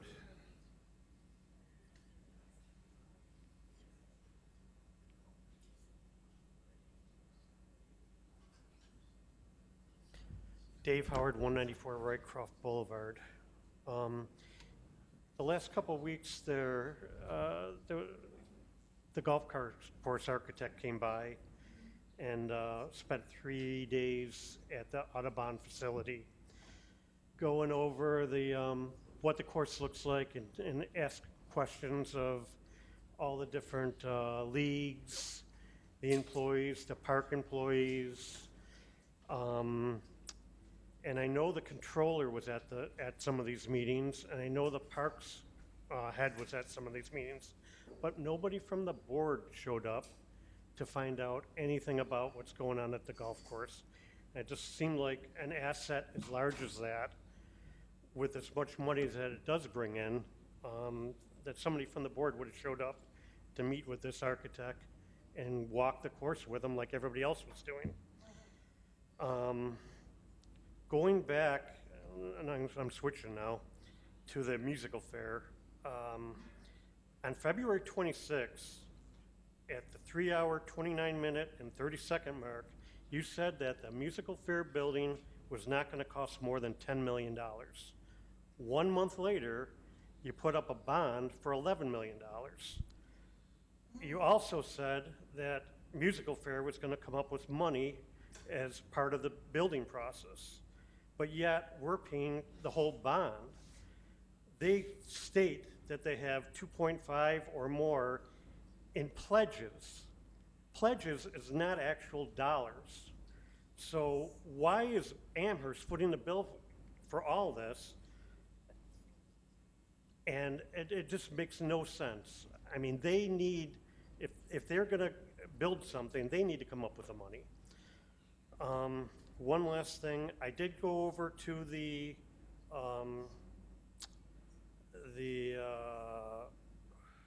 Harlem Road Community Center, and I did take a look at their auditorium. It's over 200 seats. It's got a nice theater stage. Is it big enough for musical fair? Maybe, maybe not. But if you look at what all these other theater programs do, they all find older buildings and they make them work.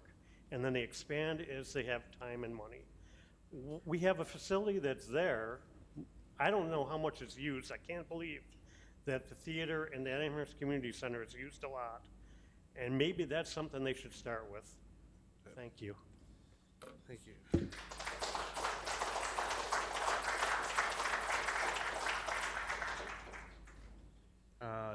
Dan Ryder.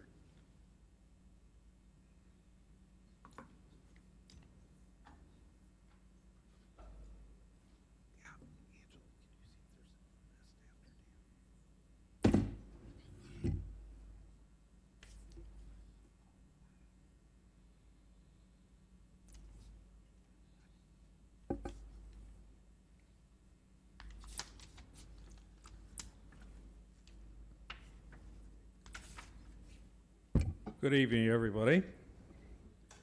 I'm Dan Ryder. I live at 38 Garden Parkway in Williamsville. And I'm here tonight to ask the board to table the Royal Parkway contract awards. Can you hear me okay? Yep. And, I have with me an abstract of the bids that a contractor gave me. Okay, and what you're going to do is you're going to build basketball courts there and 10 tennis courts. No pickleball. Pickleball is being built. It's not being awarded tonight because we have another grant for it. Okay, well then how can you award a contract when the money's wrong? Because the abstract of bids I have does not include the pickleball. All right, so you got a difficulty in numbers. Okay, now I have with me a sheet of the contract drawings. That's your title of this page, contract drawing. I didn't make it up. It shows 12 tennis courts, and yet you're only going to fund 10 of them, okay? This shows pickleball. Pickleball isn't awarded in your numbers, and I don't know about basketball. Okay, so you got a difference here between the contract documents and the contract you intend to award tonight. So I think that's a good reason to table the thing. Now, I happen to know a little bit about Royal Parkway because when my kids were younger, they played there. And I always remember the place as being very noisy. So I remembered that I own a noise meter, okay? I bought this when I had some OSHA problems one time, okay, and it helped me. And I can tell you that I am talking at about 60 decibels right now, and that won't hurt you or anybody in this room with normal hearing, okay? If I raise it to 70, then it's a little of a nuisance maybe, okay? And OSHA says beyond 70, you need ear protection. Okay, I accept that. I want. Thank you very much. Your time is up. You don't want to hear about the 81 decibels that I recorded over there? If there's 81 decibels coming. 81 decibels. Okay. Dan, thank you very much. There is a second round of public expression at the end. Chris Strongoski. You did no noise investigation over there that I could find.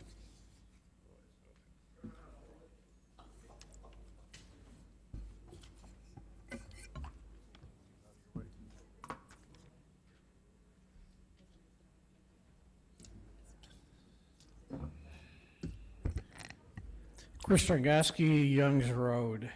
I'm here to address Resolution 419, Royal Park Project Exemption. Resolution declaring the Town of Amherst Royal Park Project exempt from the Town of Amherst zoning ordinance under the County of Monroe balancing of interest test. Now, this case was brought to the New York Court of Appeals in 1988. So I did a little research on this case, and I got an opinion from the New York State Secretary of State. The Secretary of State is authorized to provide assistance to local governments and general information to the public pursuant to New York State Executive Law, Article 6B. And this document is the legal memorandum that he issued. He updated it in January 2020. Legal Memorandum LU-14. And I bring everybody's attention to Section 3, scenarios that may lead to a determination of governmental immunity, which Mr. Kalpa brought up earlier.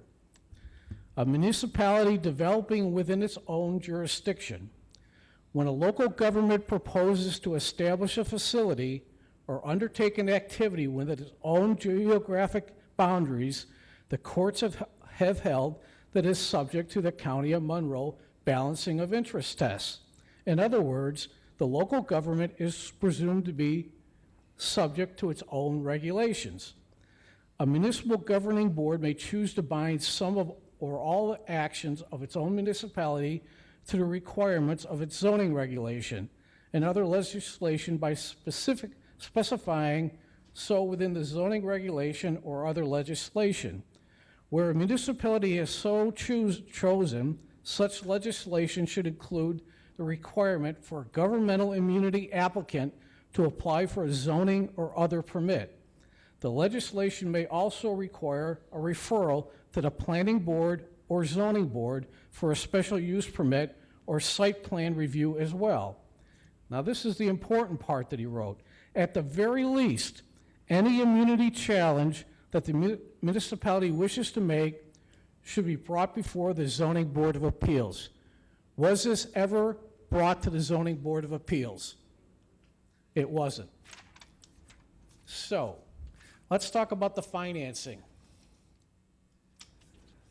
I have a contract from Erie County regarding the grant that they're going to provide the town. Do we have a contract with Damon University for their $2.4 million? I can't find it anywhere. Second, what happens if Damon University does not get the grant? The HECAP grant, because it's question. Chris, the grant is written to the college, not to the town. So we don't have a contract directly with the state for that. So what is the guarantee that the town will be reimbursed the $2.4 million? Because there's questions out there in the public about this grant that Damon will not be qualified for it. Okay, thanks, Chris. Your time's up, but I appreciate your comments. The reality is that the university or the Damon University has the grant contingent upon this project moving forward. So the grant can't be awarded for anything else. Okay. Paul,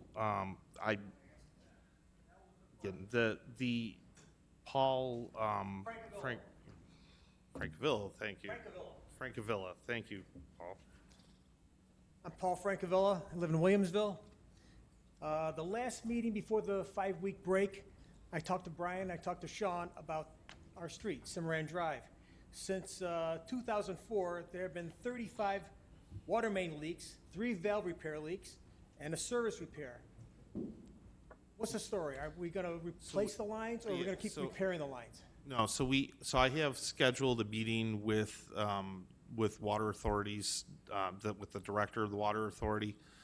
We are meeting about Cimarron specifically before we get into our capital improvement plan. And my expectation is that we'll be coming out of that with a clear direction as to how we're going to be rebuilding, basically. Any idea when that would occur, the rebuilding? The bond action would be basically a 2025, spring 25 bond action. All right. Well, thank you very much. Don Smith.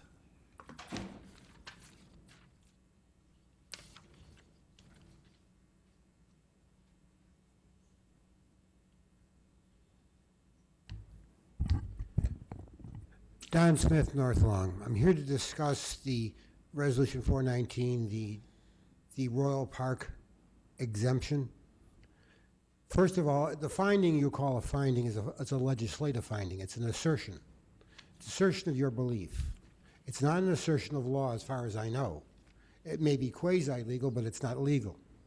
What it does, it has to find somebody to be in opposition to, because that's what it is. Your opposition is your own planning board. You're stating that you don't want your own planning board to be involved in something. So is it that you don't trust your own planning board? Aren't they any good? Don, it's just simply time. Why don't you let me finish? What is it that you're afraid of with the planning board? Well, I've sort of got my own ideas what you're afraid of. You're afraid of the idea of somebody coming up before the planning board and holding hearings and listening to the public. Okay, if you can't listen to the public, that seems to be your biggest problem. I saw a groundhog in my backyard today, and I feel like groundhog all day, all over again. PUDs, trying to change the local law, trying to lock the people out of the process, to put all the power in the hands of the town board. In other words, you're going to get it, you just said it tonight, you're going to get it done no matter what. And that doesn't sound good, it doesn't look good, and it sounds like the fix is in on this thing. It doesn't sound good. You shouldn't be doing that. Listen to your people, let them talk. You're not in any hurry on this. You don't have to hurry. I found a resolution from 2015 where they're talking about putting in soccer fields there from Damon University. So you've got the time. Listen to the people. If this is their government, they own it. You don't. Thank you very much. Very cool. Anybody else? I'm going to motion to close public expression. Is anybody else speaking? Come up, state your name.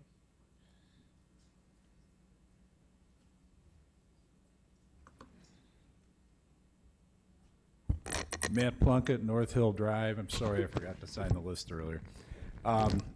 Musical Fair Theater was notified in 2018 by Damon College that their lease wasn't going to be extended beyond 2025. They've had 6 years to do something about this. They've apparently done nothing on it, and now the taxpayers of the town of Amherst are supposed to bail them out. That's not our problem. That's a problem of their own making, and they should deal with it.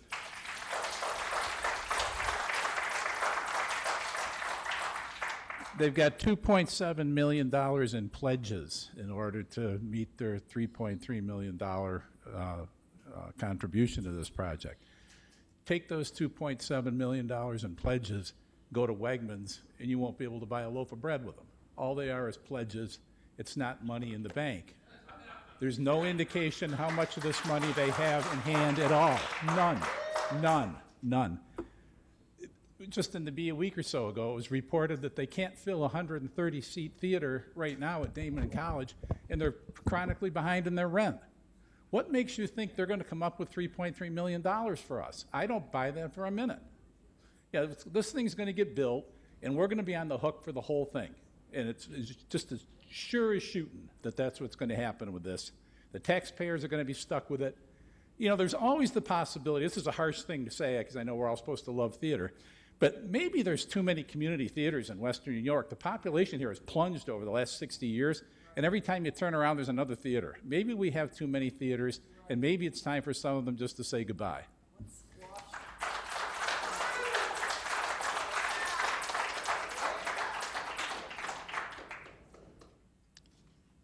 Hi, Deborah Kilborn, Arlington Road.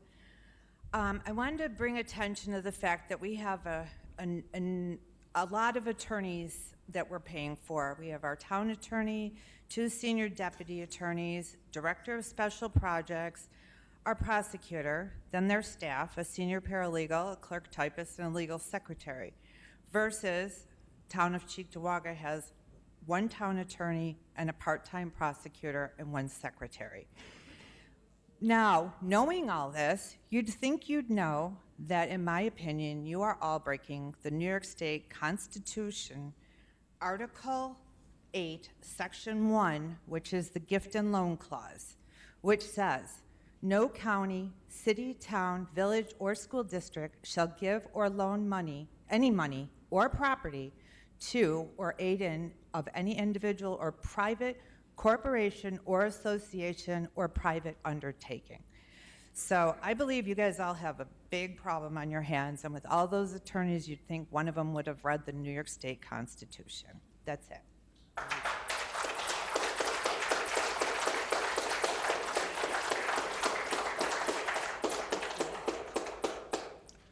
Kathy Ecolina, Maple Road. First off, I want to talk about musical fair. Supposedly, this is going to have a big impact on the town financially. I'd like to know how. And also, since it's exclusive, what does it mean that the building could be available for some other public use? That makes absolutely no sense. And then we'll get on to UBMD. They bought the land for $2.4 million and took out the ball fields. Well, then the ball fields had to be moved on Maple. The people said it's not good there. Oh, well, now we're going to have to move them. To put those ball fields there, they had yes, planning board and the town board. They had to come up with $6 more million because they had to put the sprinklers in and the sod or whatever. Amherst Manor had to be closed for UBMD because they couldn't put a light on Maple and Amherst Manor. And so then they came up with another $25 million to extend North Maplemere to Millersport. And they closed off Amherst Manor. And now there's a lawsuit from the hotel there, even though the hotel was told Amherst Manor wouldn't be closed. So there we go, more money. The million trees, I want to know, does this include all the trees that are being cut down for development? Example is on Dodge Road by Sweet Home, all those that it was clear cut. Or are those trees, or are those going to be added to the $1 million? Let's see, what else? On Channel 2, about a week ago, it was said that Supervisor Culpa said the process has been started transferring ownership of the Boulevard Mall to Jamel and Benderson. Since they had ownership, what does it mean? Was eminent domain done overnight or something, or is there something shady going on? What else? I think there's last thing. Sean, I look forward to May 29th, you being at the Senior Center to talk about the future of the town of Amherst. That's going to be very interesting if it's talking points or just what you think people want to hear. Dennis, you only, Mr. Hoban, you only get one. we're round happy to per- hear you at the next per public person. expression. You have to come up next. All right, No, next time. All right, sorry. Wanted to pay 1 year of the Dennis, please musical have a fair. seat. Dennis, please have a seat. Have a seat.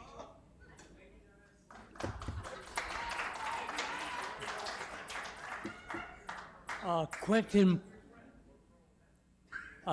Meyer, 405 Shellis Road. I'm speaking to the number 4 under communications section on your town. It's a letter from Yes. Sean Hopkins concerning the development of 76 homes on Shellis Road. I've had conversations with Supervisor Culpo. We know that there's some work on negotiating some kind of an agricultural setting. I want to just raise for the board. We own a farm on Shellis Road, very successful, 40 years. My son owns a farm on Shellis Road, very successful. We run sheep on the solar site there. If this development is successful, it will put us out of business. Not that we can't continue our farm, but the pressure on our property by developers, because sewer will come into the area, will be enormous. I encourage you to continue to negotiate on this and find out some way to keep agriculture in our community on that. So I just want to raise that issue. I know you're working hard on it, but I want to continue to emphasize that, because if that is built, we will be probably out of business. Not to our detriment, because that's will be our property be worth more, but we want to keep farming. Okay, thank you. We've been out there 40 years. We do beef, lamb. We have a a large CSA. We do meat turkeys, meat chickens, and we raise lamb and sheep, and we run on the solar farm. That's on Shellis Road. It's the line of agriculture in our community, and we need to work hard to keep agriculture, the diversity that is part of our neighborhood. And that's, the town board is working on that. They're not denying that, but we need to draw a line to see if we can stop development everywhere. Okay, thank you. Thank you.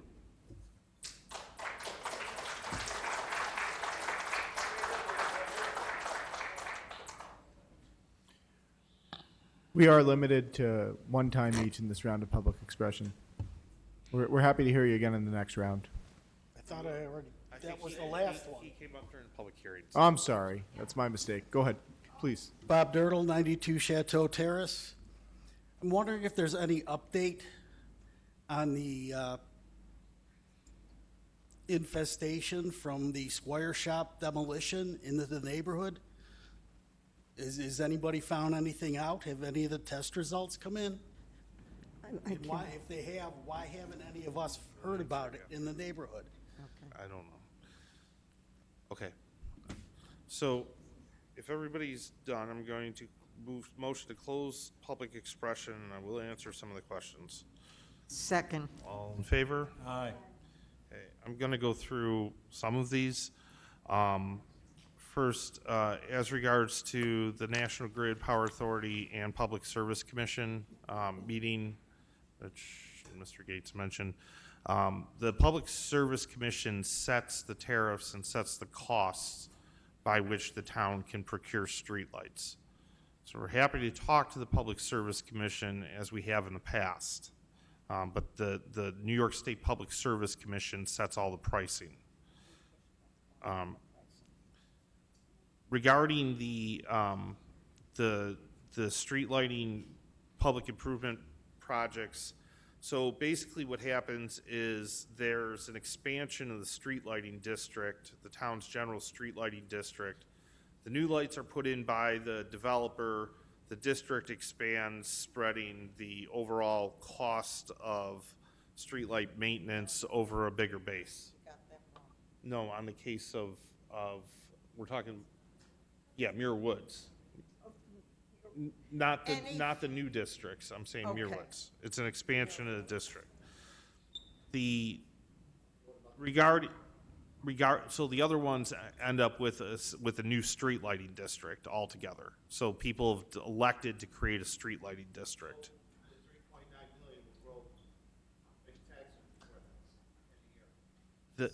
Okay.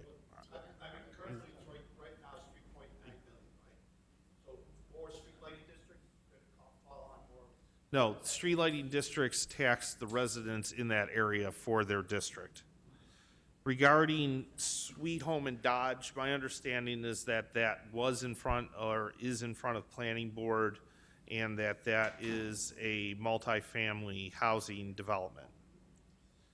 Regarding the Sheridan and Mill location, personally, I don't like the idea of putting that restaurant there, but my understanding is that also is subject to Planning Board and Zoning Board. Regarding Station 12, we have nothing to do with Station 12. We never have had anything to do with Station 12, other than batting heads every time the developer tries to stop work and trying to get them to keep moving. Regarding sewer bonding, everything we do goes through our bond counsel. Bond counsel tells us exactly how and what special district bonds are subject to permissive referendum and which are not. Regarding equipment bonding, we answered this last meeting. Sometimes if the equipment carries a lifetime period beyond the years that we are going to spend money on bond allocation, it becomes worthwhile or recommended by our finance department that we bond as the equipment outlive the bond action. Regarding Dennis Powers is in a position that was newly created during my first term. by this board. It does have a small stipend associated with it. Dennis is currently the past president. Last year served as president of the Association of Towns, statewide association. He's been a very invaluable resource, both in terms of his advocacy with the Association of Erie County Governments and the Association of Towns at the state level. Regarding whether or not we are going to move forward with musical fair in spite of bonding, tonight we're going to rescind the bond action associated with the project. We're not bonding musical fairs project in '24. We're going to see what ends up happening with that property or that project, and in time we'll have to figure out what it means for musical fair and what it means for the town, but there won't be any bond action this year. Regarding the Damon piece and the exemption, so again, I'm going to go through. The exemption is for time. We have just approved the awards. Now we know what our project is. We have a time limit because of the grant that Damon is bringing to the table, so we have to begin construction. But we haven't stopped listening to residents as we've been holding resident meetings right up till this week. So we've continuously kept residents in that neighborhood in the loop. So I'm comfortable with the direction that that project is taking and moving forward. It's going to be a huge benefit to this community to have those tennis courts, the future pickleball court in that location, the turf field for youth and other activities to use for a long time, and it's a good project. That said, we have a consent agenda this evening. I'm going to ask our town clerk to please read the consent agenda. The street lighting, the lighting of .5, you didn't answer that question. I'll answer it again at the end. Sorry. I ask our town clerk to please read the consent agenda. Councilmember Sakala, 1. Councilmember Marinucci, 1, 2. Town Attorney, 2, 3, 4. Town Clerk, 1, 2. Controller, 1, 2. Contract Compliance, 1, 2, 3, 4, 5. Engineering, 1, 2, 3 was withdrawn. 4, 5, 6, 7, 8, 9. Finance, 1. Highway, 1, 2. Human Resources, 1, 2, 3, 4, 5, 6, 7, 8, 9. Planning, 1. Police, 1 was withdrawn. 2. Youth and Rec, 1, 2, 3, 4. Under Communications, 1 was consent, 2 consent, 3 consent, 4 was referred to Attorney and Planning, 5 was referred to Attorney, Planning, and a request resolution. 6 referred to Attorney, request advanced subject matter. 7 referred to Attorney, 8 referred to Attorney, 9 referred to Attorney. Public improvement permits, 1 was consent, and the second one was withdrawn. Thank you. Okay, I'm going to motion to adopt the consent agenda. Second. All in favor? Aye. Next is Resolution 419, the Royal Park exemption. I'm going to motion to adopt the exemption as it appeared in our agenda. Second. On the question, all in favor? Aye. Do we need voice on that? Do a voice vote.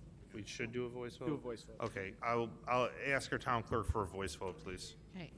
Supervisor Copa? Yes. Deputy Supervisor Lavin? Yes. Councilmember Berger? Yes. Councilmember Zucala? Yes. And Councilmember Marinucci. Given that the exemption and the site plan is within the permitted uses for this land as is, and this is a time consideration, to get that $2 million, my vote is yes. Okay, next item on the agenda is Resolution 456, which is the Erie County Congregate Dining Services CRS 4772. I'm going to motion the resolution as it appeared. Second. On the question, I'd ask our town clerk for a voice vote, please. Supervisor Copa? Yes. Deputy Supervisor Lavin? Yes. Councilmember Berger? Yes.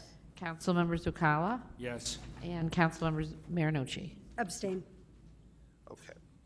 With that, I'm going to motion to leave agenda for purposes of entertaining one suspension item. Second. All in favor? Aye. And I'm going to make a motion to rescind Resolution 2024-266, adopted March 25th, 2024, authorizing the construction of a new theater located at Amherst Central Park. Second. All in favor? Aye. And with that, I'll motion return to regular agenda. Second. All in favor? Aye. And with that, I will motion to open suspension of rules, or open public expression for a second time. Second. All in favor? Aye. Tom, do you want to re-ask your question about the 5, please? Yes. Thank you. Just leave. Do I have to repeat my name? Yeah, please. Tom Weisbeck, Trowbridge Court. Okay, so at the Sheridan Mill project, Sure. where you some restaurant going to be there? I don't know. Do you know who it is? I have my suspicions. Me too. I won't say it, but okay. So one of the things part of the information, it states that this was the changing of this, all the lighting in this in the parking lot, and our code, the town code, is 0.5 foot candles, and you guys you're putting in these all these bright lights in here. I don't know. Let's see what I got it. I don't have any lighting here. Hang on, gotta get my lights here. Okay, so your question is are they in excess of the 0.5 foot candles? Yeah, it's more, much more. Okay, so they can't. There is no exemption for them to do that, and it's something that I will review with our planning and building departments. Okay, one question then. What is the streetlights foot candles then? The new ones? I don't know offhand. Do you know Okay. offhand? Well, our town They're code. 3,000 Kelvin. I'm asking for foot candles. I know, but I don't, that's the only answer I can give you off the top of my head. Okay, well, you guys have the information. I'm just asking a question. I hope you can answer it, please. Well, they're very directional, and we've not gotten complaints about the lights, but I will ask that question of our construction team at our next meeting. Okay, one more question. One of the streetlights throughout the neighborhood, they installed a new one, and it's much higher height-wise than the ones on the street already. So are we installing new streetlights? Talk to me after, because I want the address and we'll take a look at it. Okay. We are standardizing the light poles. Right. If the pole has come down, so some of them will be a little higher, but nothing should be much higher. Because more wire, right? More wire in it? I'll explain after. We can talk. Just want to let you know, I saw a new street lit up, higher than ones on the street. Okay, thank you. Bill Blake, 147 Fairlawn. I just want to clarify your comment about the Public Service Commission. That's true. They set the price, but they go back to the utility and they say, what is your original cost? How much depreciation has there been on that unit to come up with the net book value? That's the question. And that's what was determined in Rhode Island, that they were not using the proper numbers. They say they don't have inventory because of the number of assets. Well, they do. Here's the inventory on my street. They know exactly where the lights are. They know exactly when they went in. And they've been over depreciated. So according to George Woodbury, the net book value on their books should be $1. $1. Now, maybe they put some investment in there, but that's the question that needs to be answered. Okay, thank you.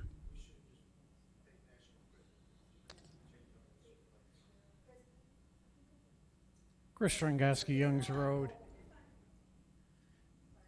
With regard to Damon University and their usage of those fields,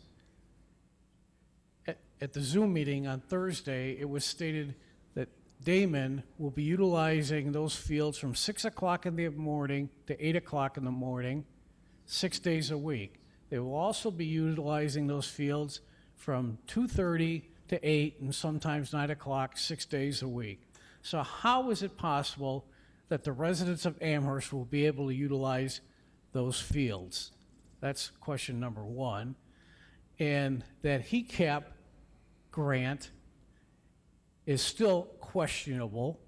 There's questions whether Damon proceeded properly in applying for that grant, and there's a strong possibility that it'll be denied. So once again, you didn't answer that question. You shake your head, but we know people within the state too, Brian. Yeah, and Kristen, you've been so successful before. you know, Thank you. My 3 minutes aren't up. So you didn't answer the question. What guarantee do we have that Damon University will pay the $2.4 million? You laugh. You're the worst supervisor this town's ever seen. Thank you.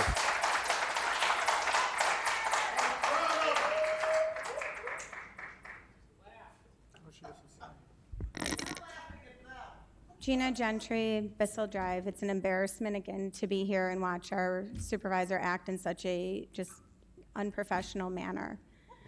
I guess my question for you is, great you rescinded, but in the interview that you gave the Buffalo News, it was either yourself, your lovely Joe, or Kramer that said that you would find another way. So you rescinded it now. Well, what's the other way? Is it going to be on the back of the taxpayer again? And just another route? Because whatever you've done, Brian, has been backdoor, behind closed doors, in secret, like this whole consent agenda for Royal Parkway. You did that purposefully so that we didn't have a voice. Once again, you are not a leader. You are a dictator. And the only person and the only people that are suffering is the town of Amherst. I've seen more for sale signs in the town of Amherst in the past couple months than I've ever seen. So when is the money tree going to run out? Because I know that I can't afford this, and I know you have like 5 jobs, and maybe you can afford it, but I can't. So when is this gonna stop? When is the spending gonna stop? You don't always have to have a project. Can you answer me? Can you look at me? When is it going to stop? Are you done? I asked you to answer me. I don't have to. Thank you. Please finish. I'm sorry? Please complete your statement. Isn't your I'm job allowed as to a answer. supervisor to answer your constituents? It's not. I So don't. your job as a supervisor is to what? What is your job?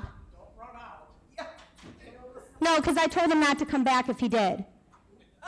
What is your job?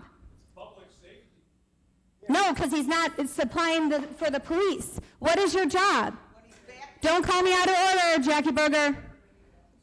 I move to rule you out of order. Please sit down. You were going to second. What rule Say am I it. breaking? What rule am I breaking? You're- I'm you're- asking a question. What's your question? What rule We're, am I we're happy breaking? to we're happy to have any comment Thank on you. anything I'm in the asking town of when the Amherst. money tree is going to stop. I don't think he can. I'm happy to He answer doesn't. questions at the end of the meeting. No, you don't, because you run out the back door. I move, I made a motion. It Jackie, needs to I'm be not, voted on. I'm not All in favor? breaking any, Aye. Thank you. I'm not Please have breaking a seat. any All right. rule. Thank you very Carrie, much. she was ruled out of order. Okay. Please. And have, where was my 3 minutes up? yeah, it's been up for a while. Thank Okay. you. Then can you answer my question, please? Yeah, I'm happy to answer your question. Please have a seat. Can I will you answer answer me all the now? questions at the end. Thank you. Thank you. Please have a Thank you. seat. I have Please Carrie have a going. seat. I would like just an answer, please. Please have a seat.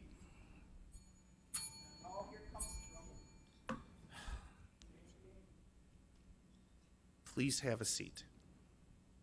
I expect an answer at the end. That's fine.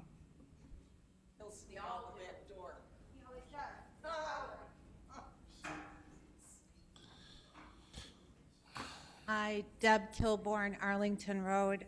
Still regarding the Royal Parkway project, I believe that's still requiring a $10 million bond. Again, citing the gift and loan clause from the New York State Constitution, it prohibits on gifting, requires that municipalities use their funds and their resources to perform their designated governmental functions, that is, to serve the public. A public purpose is defined as something necessary for the common good and general welfare of the people of a municipality sanctioned by its citizens, and in public character. The Royal Parkway, I know, my son lives there. I sold him the house. He never got notice in 2020 about any of this. As a matter of fact, the way he gets notice is from one of his neighbors. So I don't believe that you even asked the neighbors there, and I believe after the meeting that I attended the other day on Zoom regarding this, I don't believe the people on Queen Street know that you intend to haul buses up and down their street all day with all these people. That's all I have to say. Okay, thank you.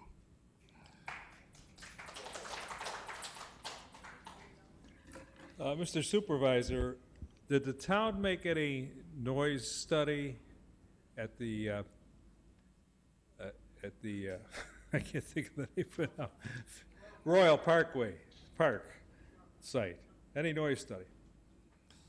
I'm going to answer all the questions when we're done. I cannot find it on your on the website. Okay, so I assume you did not make it. Okay, you're the supervisor. Your number one job is public safety.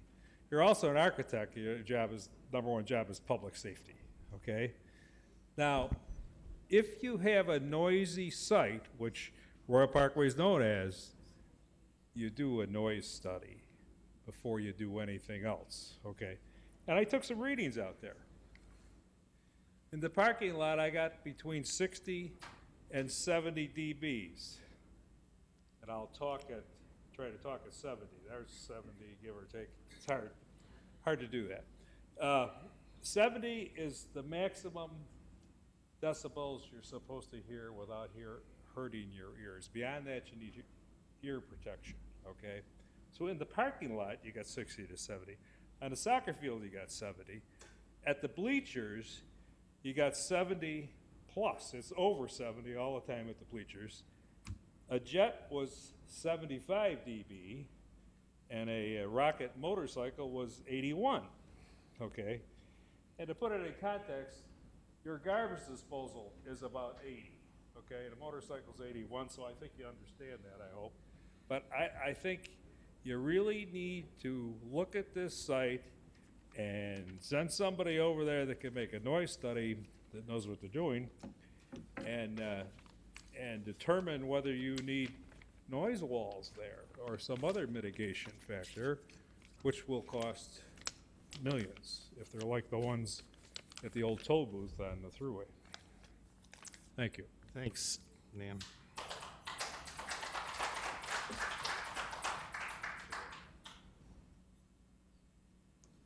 Another issue. Tom Weisbeck, 48 Roberts Court. Tyler Technology. Was that contract awarded tonight? It was? It was awarded for $191,000? Do you have a question about Tyler Technologies? The contract was on a consent agenda. So that was passed? Yes. For how long? Do you remember what the period was?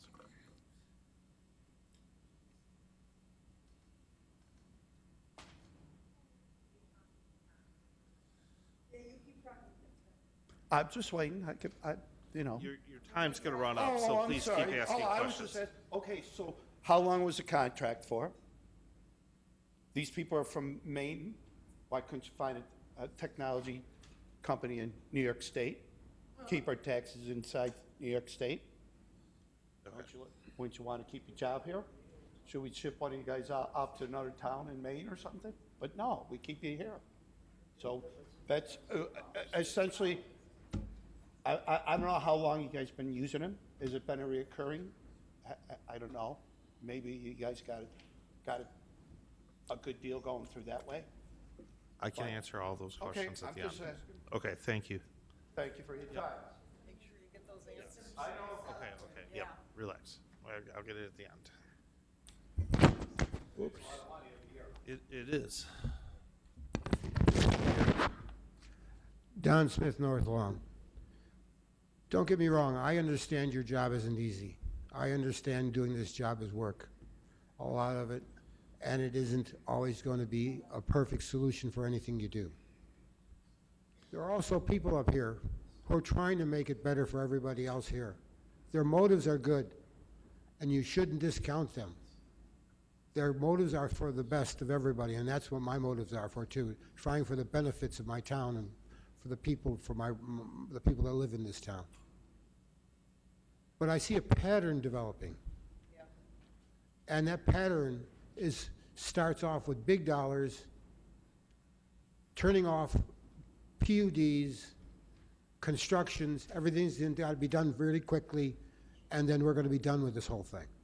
And in the same time, these people are getting the feeling that they're being rushed, they're being pushed, they're being jostled, they're being pushed around in their own town.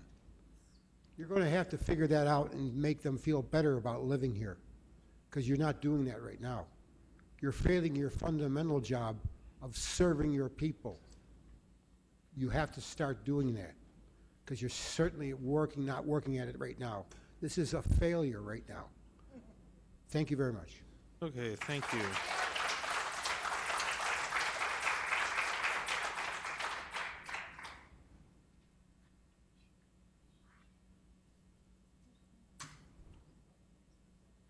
Shelley Schratz. I got to say, this is a little disappointing. And no comment. Why we? Honestly, having sat up there for 8 years and going through what you went through and having people judge, the difference is we had people like Dan Howard, and we had Tom Jones, and we had Matt Plunkett, and every department head was at our meetings. And when the people asked a question, they got an answer. Franny, you probably saw it then. It didn't change before when you were on the board. You got an answer. There wasn't all this hostility. And it's really disheartening. And to think that 4,500 people got signatures for that referendum, and then you put in there and you're going to just say, boo-boo, we're going to keep doing that referendum. Franny, they want to know when the date is. That we have thousands of people outside of our group. We just rescinded the entire bond. That doesn't matter. It's the principle with how you went about it and you go about it. There are more referendums that are being talked about for all these projects that you are doing. And they're not, you can smile, but the fact of the matter is you were elected, we're all elected. You hire people to tell us, who pays you? They do. He doesn't pay you. For him to say to you, now tell them when they can't talk, when they have to sit down.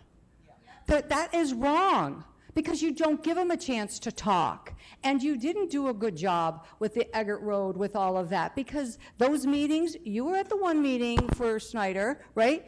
I said right to the planners, can I ask a question? They said, sure, what? I said, have the developers been a part of this? Well, no, we'll go through their stuff later. I said, well, how can you go through their stuff later if the people don't even know what the stuff is? Do you want to know why people don't trust you and they're angry?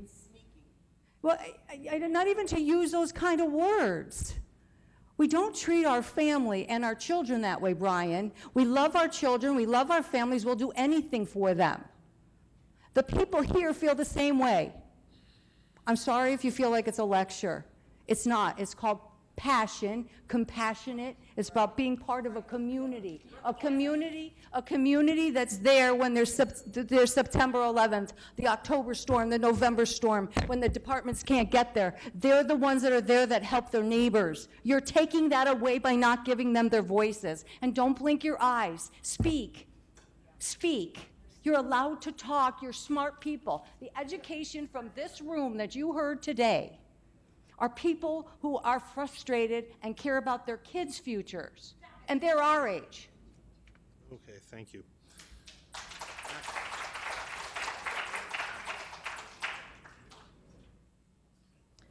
Hi, Deb Hasley, Robin Road. And I'd like to talk about affordable housing. Regarding the lady who spoke earlier, she moved from Amherst to Tonawanda. And based on what she said and what I'm hearing in all these meetings, the majority of the residents of this town believe the town is becoming unaffordable to its current dedicated residents. I'd like to know, because I keep hearing this in the news everywhere, that you want to do affordable housing. What is the board's definition of affordable housing? No one's ever said that. It just keeps calling it affordable housing.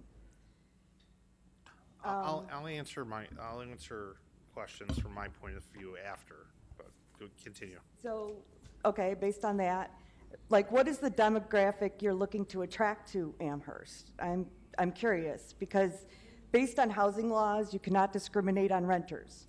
Does affordable housing mean subsidized Section 8 housing? You know, I'm just curious about that. The rents I'm seeing are like $800 and up, and to me, that's unaffordable. Thank you. Okay, thank you.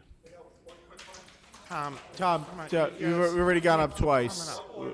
No. I got a settlement with the town attorney. It's about This is the 3122 Sheridan Drive. It was about the assessment. They took a petition, I don't know, consent order and judgment. They're for 2020. Tom, I'm just asking to the attorney after. I'm just asking. I'm bringing it out so people know about this. Do we have to go go through a lawsuit for our assessments? That's what my question is. No, there's multiple. Yeah. We'll go back through that at the end. This was part of the agenda. Yes. No, Tom, those are the ones that if you do still disagree after the formal grievance day, you are able to file an Article 7 challenge. Any resident can do so, and that would come after this. But right now, we have completed the informal assessment for the people who submitted for those. The formal assessment on grievance day, which is May 28th, the Tuesday after Memorial Day, that's when you will go in front of an independent person to adjudicate your assessment. If you still disagree, you may go to the next step, which would be the Article 7 hearing. Those are in July, I believe, is filing date, Sam, correct me Yes. if I'm wrong. So that it is a three-step process for these reassessments. You're seeing right now some of the commercial ones that were filed last year for reassessment settlement for this year, or even earlier. So we're what piece of settling. property is that? 3122 Sheridan Drive. So what piece of property is it? You would be What able to look it building? up on the, it's on the SQL. I looked at it last night. I don't remember exactly where it is. The SQL is in the settlement agreement. You can type it right into the PRO's website. That's what I did. I looked at what the assessment was right there and what the settlement agreement was. It's about a 20% difference, but that may have been pending for a long time. I spoke with the town attorney about it this morning. 1.59 for the first year and then 2 million for the next, 3 or 4 years. yeah, from Yeah. 2025 to 2027. So that would be the next step. That's the final step in the process there. Okay. All right, thank you. Tom, if you have any other questions, I'm happy to talk to you after. I'm going to motion to close public expression. Second. All in favor? Aye. I'm going to answer some questions. So regarding noise study at Royal Park, no doubt it is noisy. We currently have a park there. The park has a lot of volume from the thruway. That is something that we would like the Thruway Authority to build or DOT to build, which is a wall. Ultimately, they have a project that's funded to redo the entrance and exit ramps on Main Street.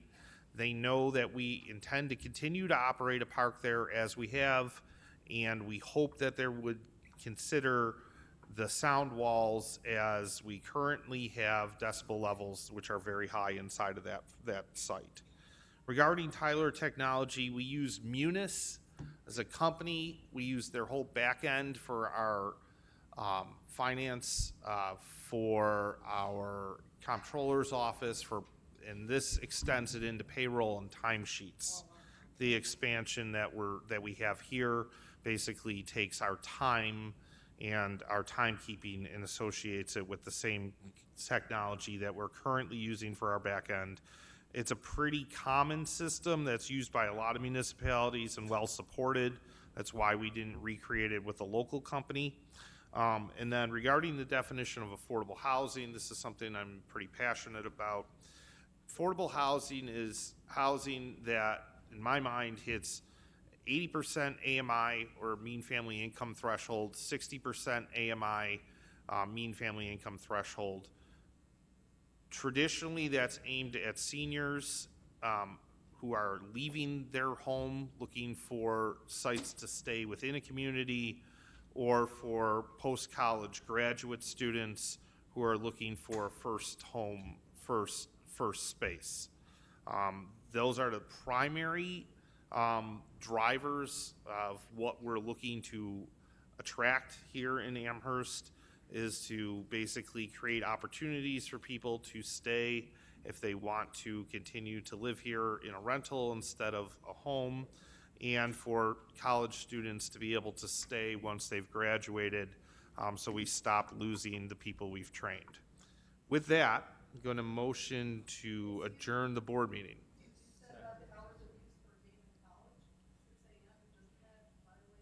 I'm going to motion to adjourn the board meeting. Second. All in favor? Damon College holding a silent practice does not violate the